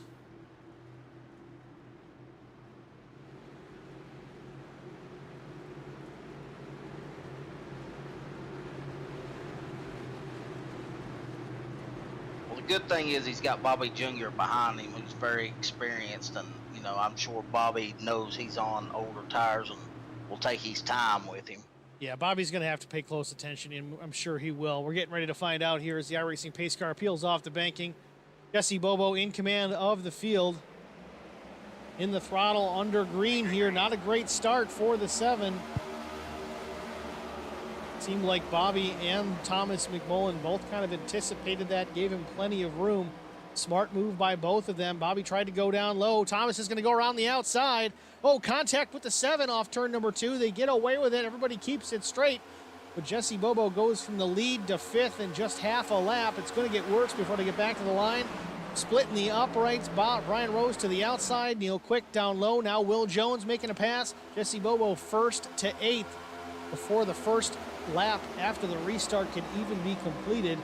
Out front, it's Thomas Mcmullen. 2nd, Bobby Hamilton Jr. 3rd, Vince Short. 4th, Colt Ansley. And 5th is Neil Quick. Colt Ansley trying to make a move here on the 15 of Vincent Short off turn number 2 down the backstretch. They're side by side. Colt has the position into turns 3 and 4. Neil Quick watching it unfold from his perspective, waiting for an opportunity. He's going to follow Vince Short. Yep, going to give a bit of a push to the 15 down through the dog leg. Neil Quick's actually going to take the position from the 86 of Colt Ansley. Colt thought he had it sealed up. Thought he was going to get by the 15 for the 3rd position. Instead, he finds himself back in 5th. And looks like Neil Quick's going to challenge him for that position. Yeah, Will Jones now taking a peek to the inside of Colt Ansley as well. Colt looked real strong initially on the restart, but dropping back slightly here. Needs to kind of gather himself up here. Will Jones to the inside through the dog leg. Meanwhile, Bobby Hamilton Jr. has taken a pass. He's in the lead once again, gotten around the 0-2 of Thomas Mcmullen. Again, tires coming into play here. Thomas either took 2 tires or none. That last pit stop, Bobby definitely took 4, showing their strength already here coming to lap 100. We're going to get the 50 to go. off turn number 4.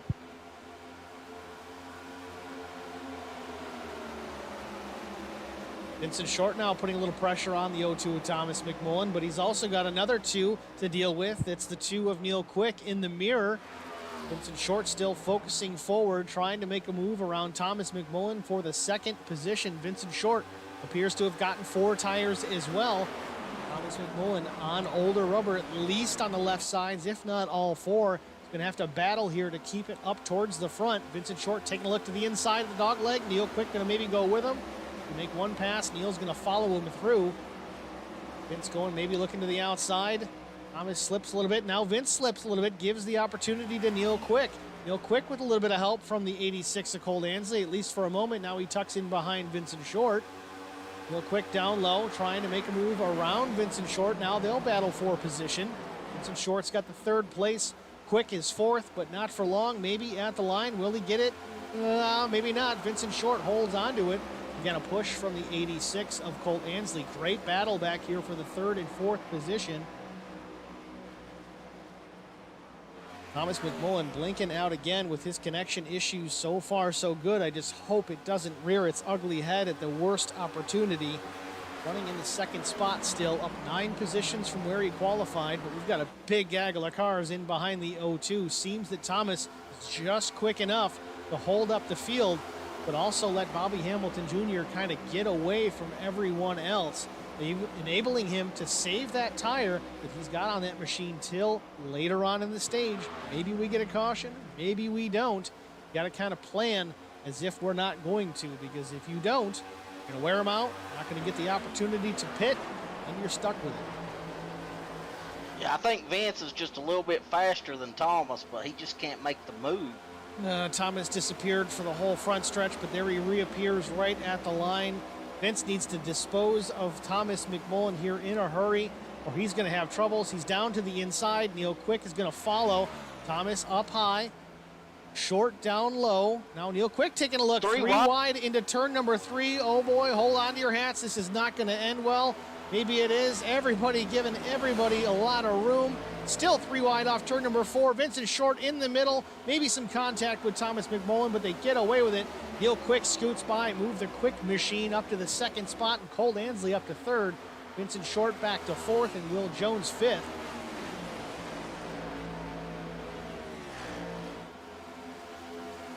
Woo, that's a good race. Oh, yeah. Now again, Vincent Short battling back for position. Wants it back from Colt Ansley. Good fight here for the 3rd position. Colt's got it. Vince wants it back. Off turn 4, they're side by side. Coming through the dog leg at the line. Give the position to Vincent Short, but still doesn't have the 86 clear into 1. Colt Ansley going to duck down low another time through turns 1 and 2. Still side by side. Off down the back straightaway once again.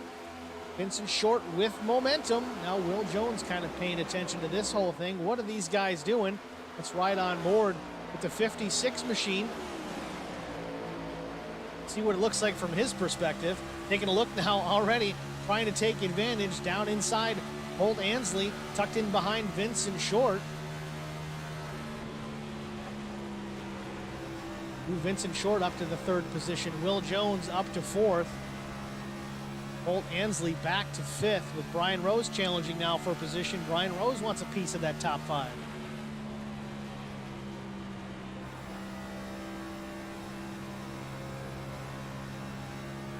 Brian looks pretty strong on that bottom. It's been hard for, I think, cars to get run on the bottom, and he looks like he's doing a pretty good job with it. Brian Rose, a little bit of drafting help from teammate David Bradford, the number 56, that black, red, and silver machine, very reminiscent of the GM Goodwrench paint scheme Dale Earnhardt ran for so many years. Looking for sponsors for that number 46. David's won 3 races so far this season. Riding around in the back right now. Again, a tire disadvantage for all those wins. And Will Jones gets into the fence off turn 4. Scrapes it pretty good. Brian Rose is going to try and sneak by on the inside. He's got some help from the 86 as well into turn number 1. A very uncharacteristic mistake from the 56 of Will Jones. Moved Brian Rose into the top 5 into the 4th spot. Colt Ansley in 5th right behind. Yeah, that could have been bad there. He came right up in front of Brian, and luckily Brian had his sight set forward and was able to miss him. Cole Ansley still battling back, wants around the 89 Track Bar Media Chevrolet. Not happy with where he's running. He wants to go to the front. He thinks he's faster. Is he? Maybe he is. Maybe he's not. Last lap for Brian Rose was a 30 flat. Cole Ansley a half a tenth quicker.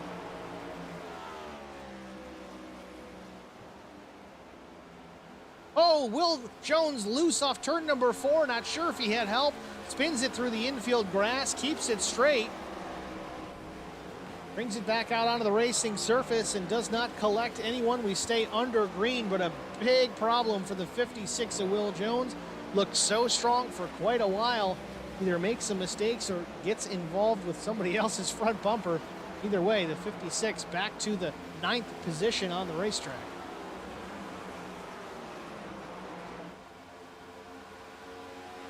Try and take a look at it, see what happened with Will Jones. This is the replay here, the Hateful Chicken instant replay. This is off turn 4. Yeah, just gets loose all by his lonesome. That car is way out of shape. How he managed to straighten out that number 56 is beyond me. Incredible save out of Will Jones. Again, tough break, getting it into the grass and having to rejoin the track at the 9th position. But the fact that he didn't, A, spin that all the way down into the infield safer barrier, or B, overcorrect it and go back in front of traffic. It's just an amazing save out of Will Jones. Yeah, that was great driving there. I want to see this from David Bradford's roof cam. We're going to go back and watch in real time. So we're riding on board with the roof cam, David Bradford into turn 3, 56 of Will Jones. It's real loose, spins the car almost, saves it, gathers it up. It's back in the throttle a hair too early. Meanwhile, up front, Bobby Jr. continues to lead. A very dominant performance out of the 16 tonight. Also playing some tire strategy, but Neil Quick worked his way up to the 2nd spot. Vincent Short in right behind in 3rd. Brian Rose 4th. Cole Ansley is 5th. Yeah, they're starting to bunch back up here. Bobby had a huge lead, and Neil and Vince had a big lead over Brian and Colt, and it seems like they're starting to maybe get some draft and bunch up here.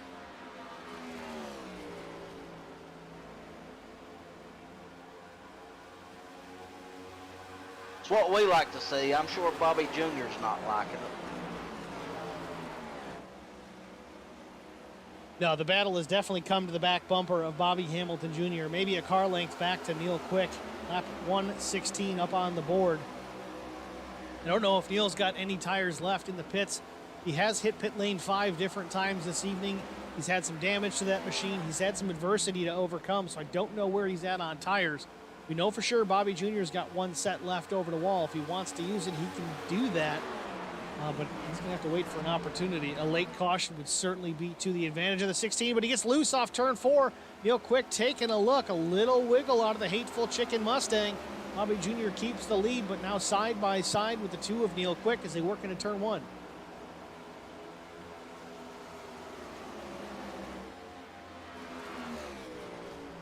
Bobby pinches him there at the bottom and just breaks his momentum. It's going to be hard for him to pass. Vincent Short looking down the inside of Neil Quick. Vincent Short wants the 2nd spot. Caught Neil Quick sleeping. Oh, a little loose by Vince Short off turn number 4, though. Can't keep it down. Now Brian Rose going to move around to the outside and take over the 3rd spot. Cole Ansley out to the inside. I did not see the move, but he is down to the inside of the 15 and now around and clears Vincent Short. Cuts across the nose. Vince makes some contact, loosens up the 86. Now Vince Short back in front of the 46 of David Bradford. Your top 3, Hamilton Jr., Quick, Rose. 4th is Vincent Short. 5th is David Bradford. Lap 119 about to go up on the board. And Neil Quick now making a move to the inside as Bobby Hamilton Jr. gets loose off 4. Still doesn't have the 16 clear. Damage maybe hindering the Neil Quick machine. That right rear not perfectly straight anymore. Still able to compete and keep up with the 16 and put on a challenge to Bobby Jr. as they work down the back straightaway into turn 3. Neil's still fighting down there.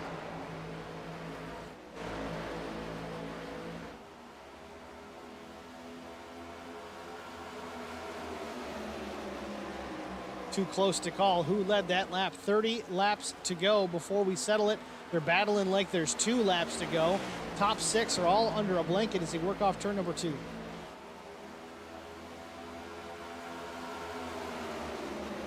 Looks like Bobby battles made back. Cleary. Not for long. Neil Quick back down to the inside. Contact between them in turn 4. Bobby slides up the track. Don't know if he hit the safer barrier or not. Neil Quick down low. Neil's going to lead that lap, but he still does not have the 16 clear side by side through turns 1 and 2.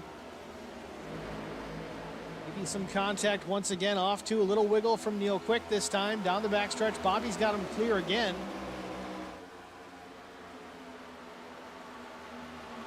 This could really work to the advantage of the HBR machines running 2nd, 4th, and 5th right now. The 2 leaders of Bobby Jr. and Neil Quick battling it hot and heavy. What are they doing? They're ruining those Goodyear Racing Eagles. We still have 28 laps to go. These things need to make it to the end. If we go green to the finish, this is going to spell disaster for our 2 leaders.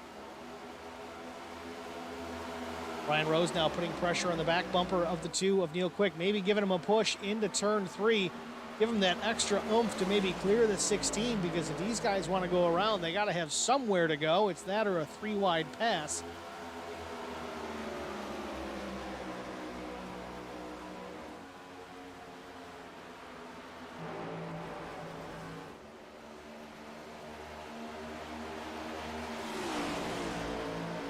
Bobby gets such a good run coming out, but he just can't clear it.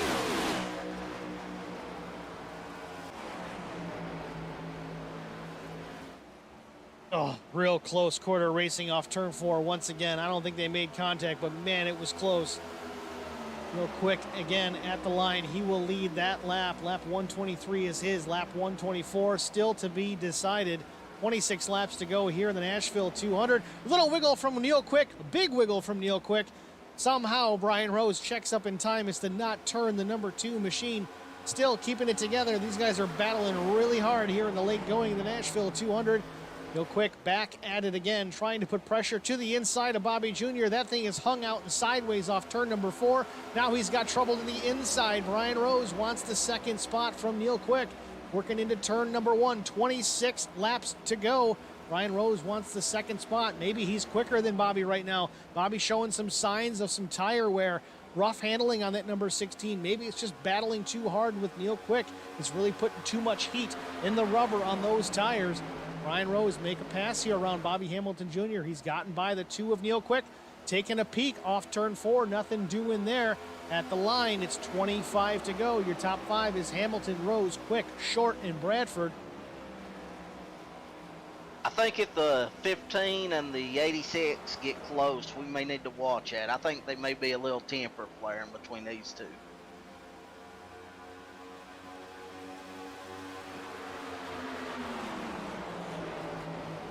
Vincent Short taking a look now inside the 2 of Neil Quick. He'll still clear of the 15, but now David Bradford putting pressure on the back bumper of Vincent Short. And Bradford on his last set of tires, presumably. I'm not sure how he managed them tonight. He may have an extra set depending on if he skipped a pit stop, but I don't think so. As important as tires are here tonight, I don't know if he could have. Now to the inside, Brian Rose making a move. Bobby Hamilton Jr. for the lead into turn number 4. Side by side off the corner. Bobby slides up the groove. Doesn't hit the wall. Vincent Short maybe a scrape, but still side by side. A little bit of a nose behind. Now Neil Quick trying to get to the high side of the 89 track bar media machine. Brian Rose battling back down low. Forget Neil Quick. Wants inside Bobby Jr. No, little wiggle again off 2. Great racing here at Nashville Superspeedway. Too close to call.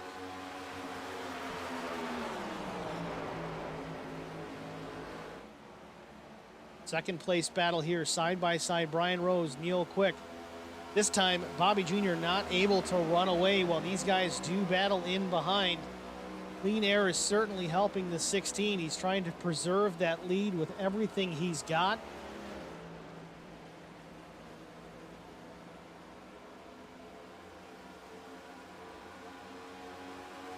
I don't know about you, Eric, but the last thing I want to see is a caution. Yeah, I mean, these guys are putting on a great show up here. Top 5, top 6, all grouped together here. Hamilton, Quick, Rose, Short, Bradford, Ansley. Looks like Colt may move into 5th here. He's looking under Vince. Not sure if he's going to be able to do it.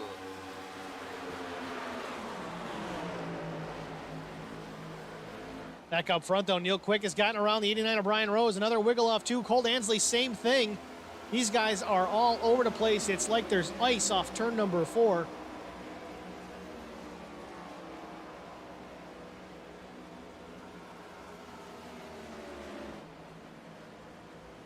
Bobby with a little bobble there. I think everyone in the top 6 has been sideways at least 3 or 4 times in the last 10 laps. I would agree with that. Go, Brian Rose taking another peek to the inside of Bobby Jr. through the dog leg. I don't know if he's going to be able to get it done through there. He's really got to work on building the run through the dog leg and into 1 or down the back and into 3. Bobby Jr. has changed his line on exit of at least turn 4, maybe even turn 2.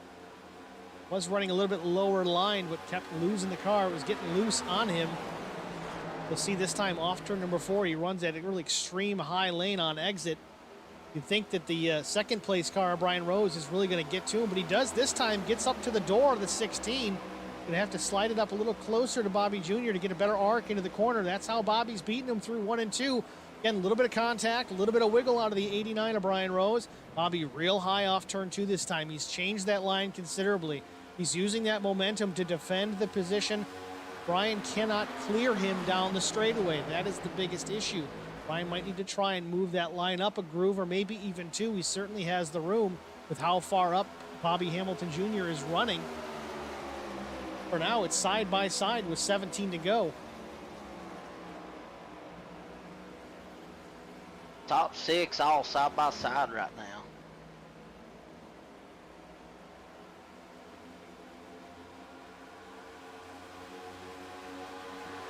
Brian may get it here.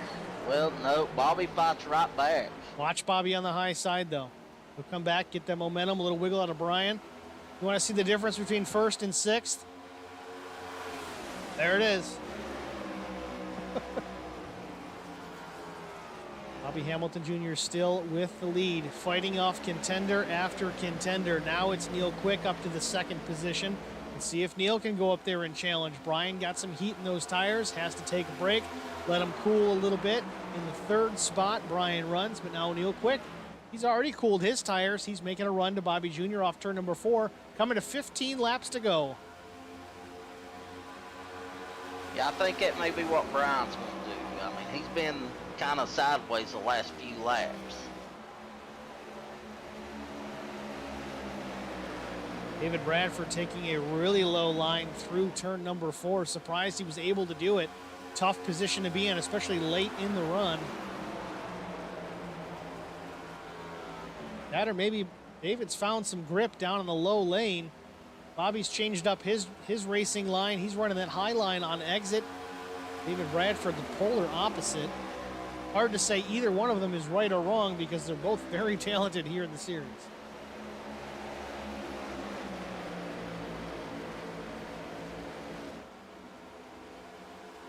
David's done a lot less battling, I think, than anybody in the top 6 here. So, you know, that's probably kept his tires in a little better shape. Well, that's one thing I will say about David Bradford. One of his master skills is saving tires until the end. Coming to 13 to go. He's up to the 4th spot. Let's see what he can do. But meanwhile, Neil Quick putting the challenge to the 16 once again. Real tight through turns 1 and 2. Real big wiggle out of Vincent Short. He saves the car, but Bobby Hamilton Jr. also slips to the outside. Neil Quick to the lead. Brian Rose 2nd. Bradford 3rd. Bobby Jr. back to the 4th spot. Coming to 12 laps to go.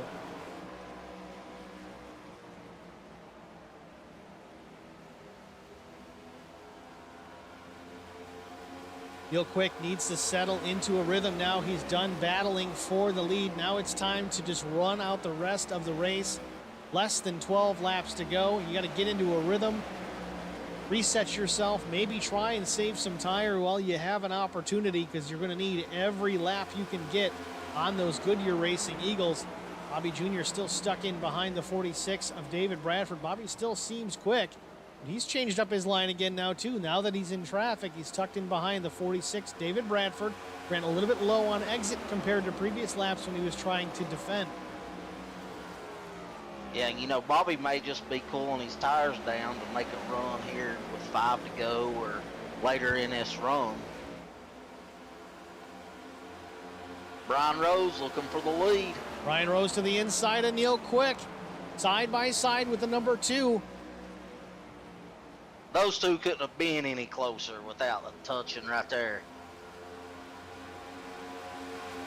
At the line, give the lead to Brian Rose, but still not clear. David Bradford, teammate, the 46 in behind, maybe offering a bit of a draft, a bit of a push to the 89 machine, maybe to clear the 2. If Brian, maybe not. Ooh. 46 slides up in behind Neil Quick.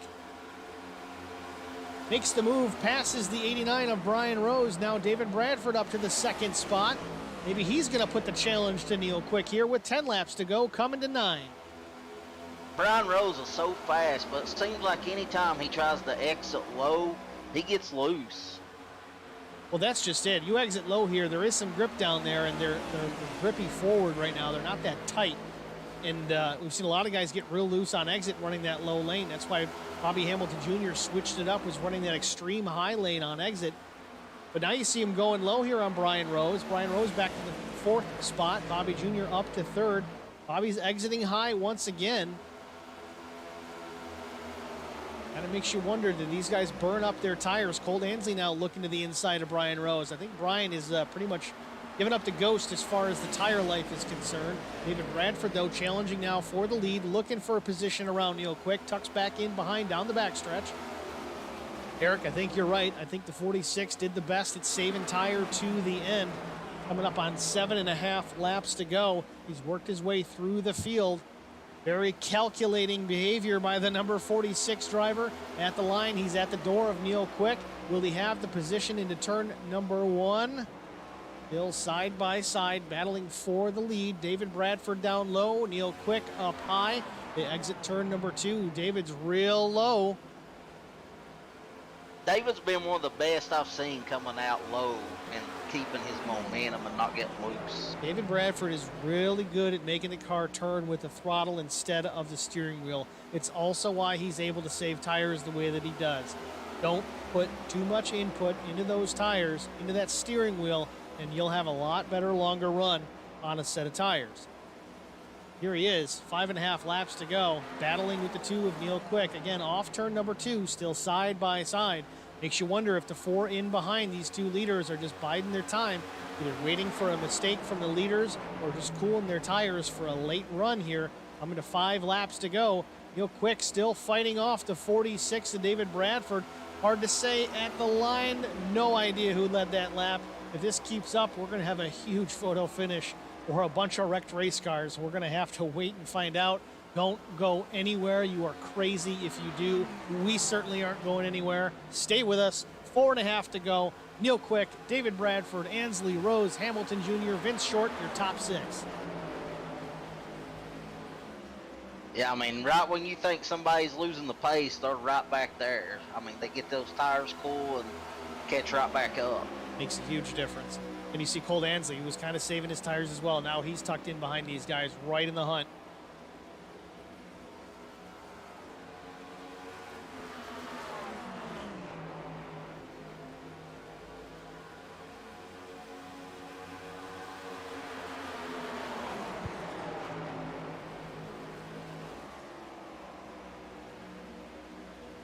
David Bradford gets around Neil Quick, new leader with 3 laps to go. The 46 takes over position 1.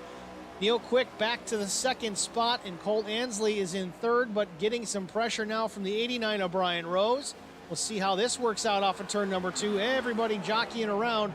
David Bradford now dumping down the middle lane, trying to change up the draft. Goes back up high for a better arc into turn 3. Putting some distance now, about 2 car lengths back to 2nd and 3rd. And contact, Colt Ansley wiggles into the 2 of Neil Quick. Off the corner, no caution yet. They all gather it back up. Colt Ansley in trouble, though. damage on the right side and the right rear of that machine with 2 laps to go. But David Bradford, with a lap and 3/4 left, is the leader, with Bobby Hamilton Jr. cycling himself back up to the 2nd position. Brian Rose 3rd, Vincent Short 4th, and Neil Quick, after contact with the 86, runs in the 5th position. David Bradford off turn number 4 sees the white flag. It is in the air. Next flag will end the race. Brian Rose up to the 2nd spot around Bobby Hamilton Jr. That battle continues. This is going to be all she wrote for David Bradford, I think, with the 16 and the 89 battling for position here at the back. Down the backstretch for the final time. David Bradford in command. We're going to stay with the 2nd place battle here for now. Brian Rose still to the inside, door to door for 2nd spot off turn number 4. Who's it going to be? Brian Rose down low, Bobby Jr. up high. Give it to Bobby Jr. for the 2nd position, while David Bradford collects the victory here in the Nashville 200, his 4th win on the season. That's a great race right there. That was an amazing race. We knew stage 2 was going to be a lot more intense, and it certainly was, but man, these guys held it together. I gotta breathe, man. I'm dizzy. Yeah, I mean, it didn't matter where you was. 10 laps ago, I think David Bradford was in 6th place, and he's our winner. Bradford, Hamilton Jr., Brian Rose, Vincent Short, Neil Quick was your top 5.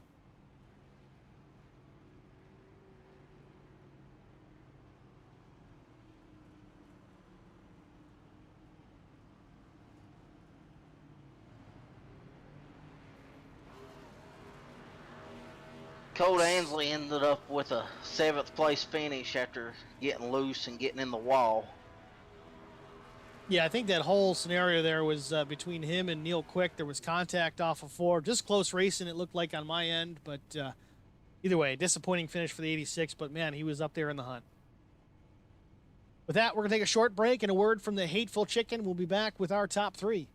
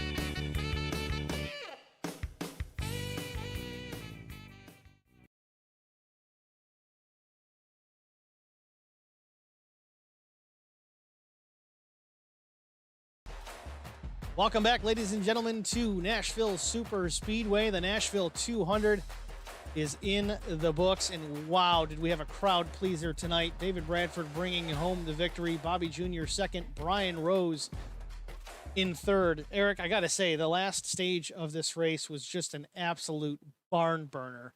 I don't even really know what else to say about it. We expected we'd have a caution 2, maybe even 3 late in the going. It didn't happen.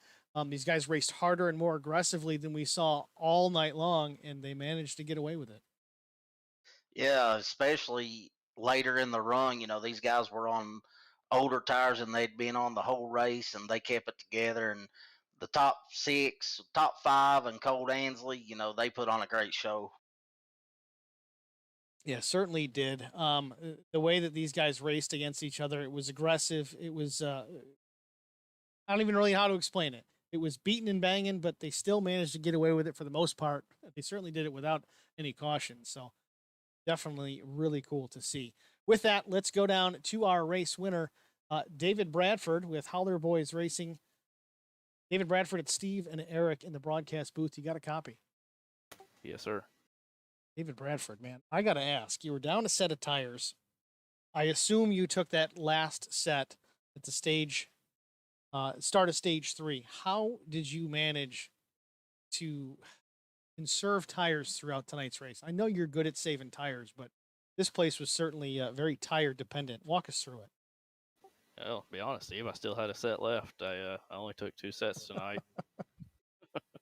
I took one on probably about lap 35 of the first stage and just rode those out to the end of the second stage. There were so many cautions that it was almost like we were on equal footing to start the second stage, but I had some damage somewhere, man. My car just wouldn't go anywhere, so I really had to, on that last stop there to start stage 3, I told him, I was like, I'm just going to go for it. If I wreck, I wreck, you know.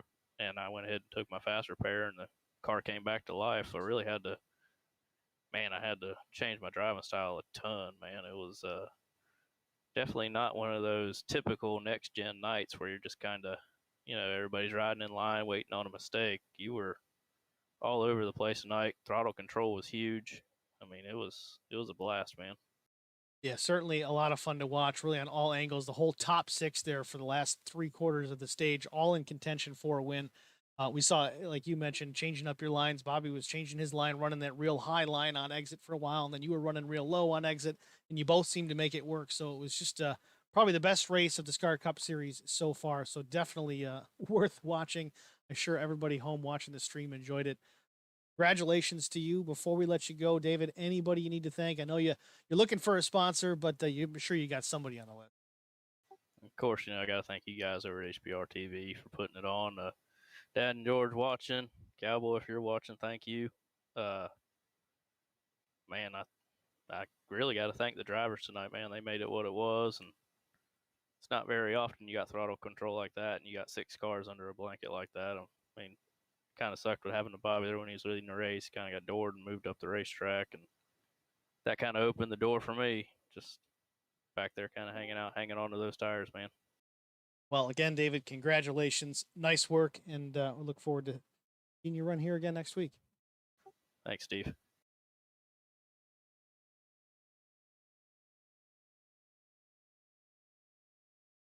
Bobby Hamilton Jr., second place. What happened there in the last little bit? We thought you were going to bring it home.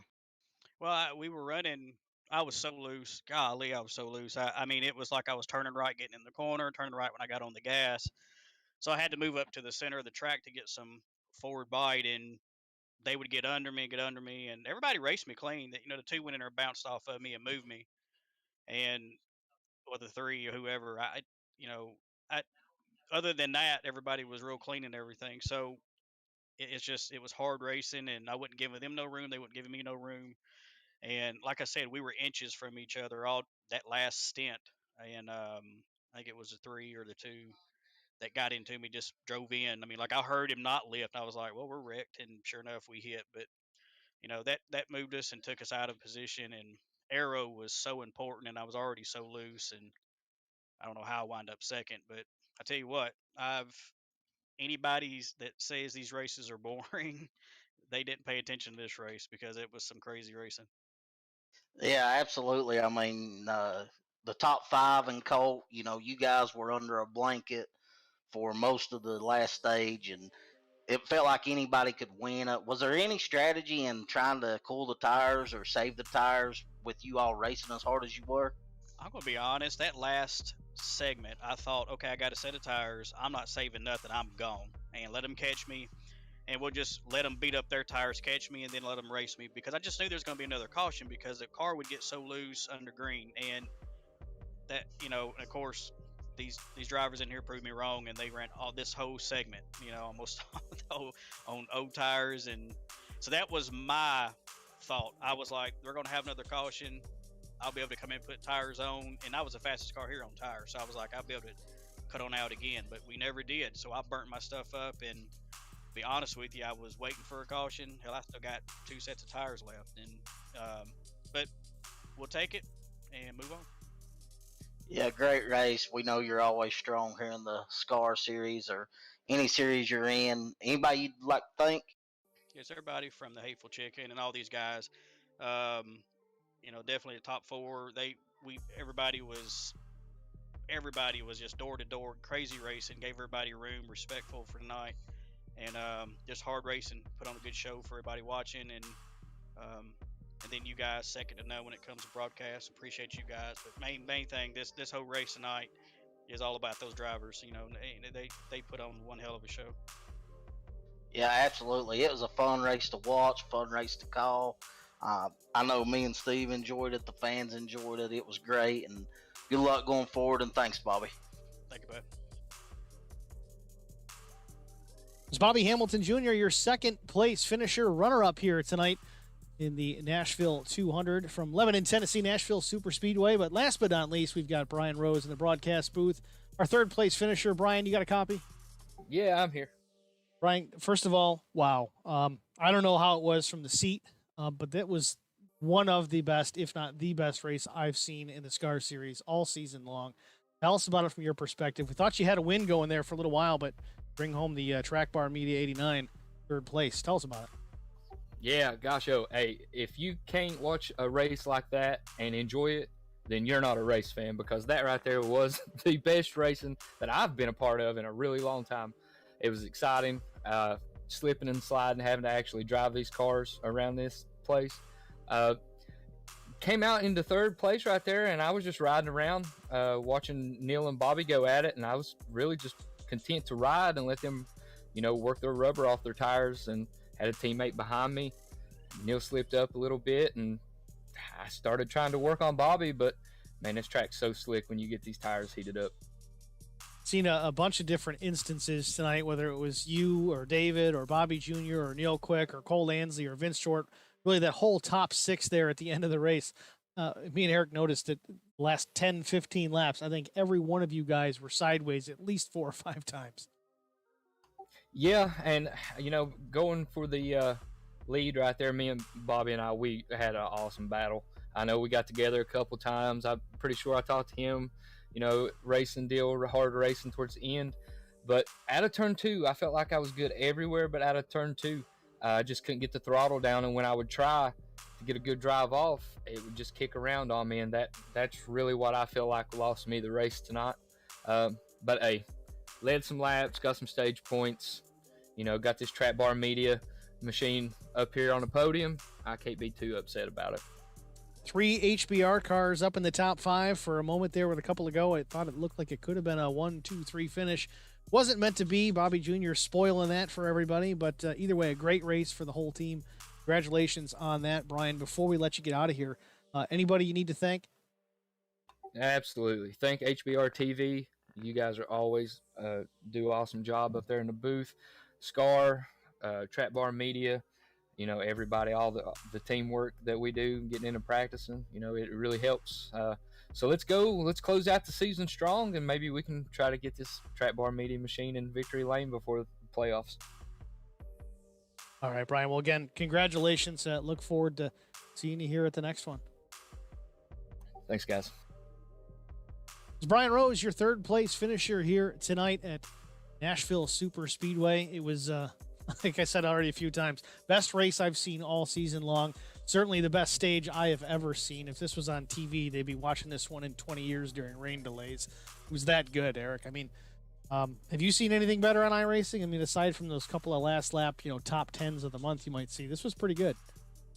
Absolutely. I mean, you had 6 guys for most of the last 20 laps, 30 laps, last stage that could have won this race. And, it came down to the last couple laps. Well, either way, we saw the whole top 6. I think everybody had some laps led late in the going, so that was neat to see. I think every one of those guys had an opportunity to win tonight. It was just incredible. I don't really have a whole lot more words I can put towards it, but I guess for the Cup Series, it's on to New Hampshire next Tuesday, and see how things go there. I hope it's as exciting as this was, because this was special. Well, with that said, let's go over the final official results here from Nashville Superspeedway. David Bradford, your winner. Bobby Hamilton Jr., a strong-fought second-place finish. Brian Rose brings it home top 3. Vincent Short was 4th. Neil Quick was 5th. Thomas Mcmullen with TCB Motorsports Rough night with the internet connection, but still brought it home. 6th position. Cole Ansley 7th after a very late race incident. Contact was made. Didn't spin the car out, kept it going, but definitely into the wall and hurt that car immensely. Cody Harger struggled as well tonight. Still brought it home in the 8th position. Jeff Napier was 9th. A good finish for the 40 machine. Alan DeFries in the 71. He was 10th. Will Jones was 11th. Carson Conway with HBR, Holler Boys Racing. He was 12th. Jesse Bobo in the 7. He was 13th. And Mark Truxell was 14th. 15th, Will Hewitt. And last but not least, the 54 of Justin Napier with TCB Motorsports, the Hateful Chicken.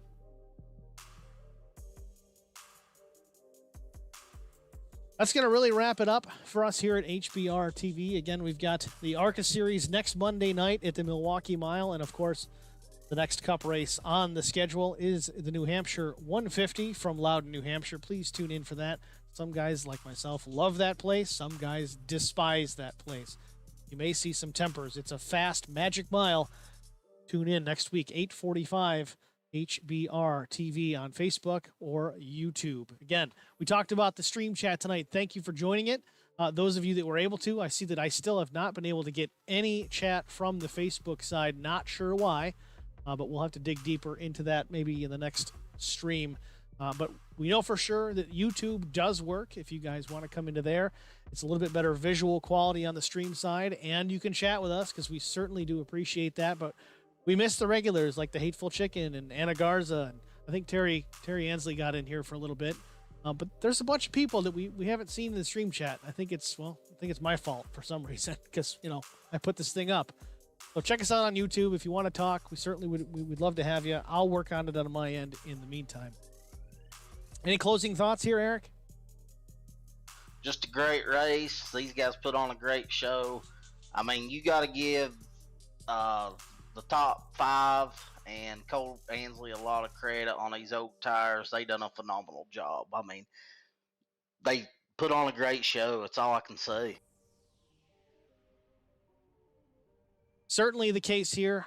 But for that, let's wrap it up here from Lebanon, Tennessee, the Nashville Superspeedway. For Eric Dotson, I'm Steve Singer with Holler Boys Racing TV. Please follow us, facebook.com/Holler Boys Racing TV, and at YouTube, Holler Boys Racing TV. Like, follow, subscribe.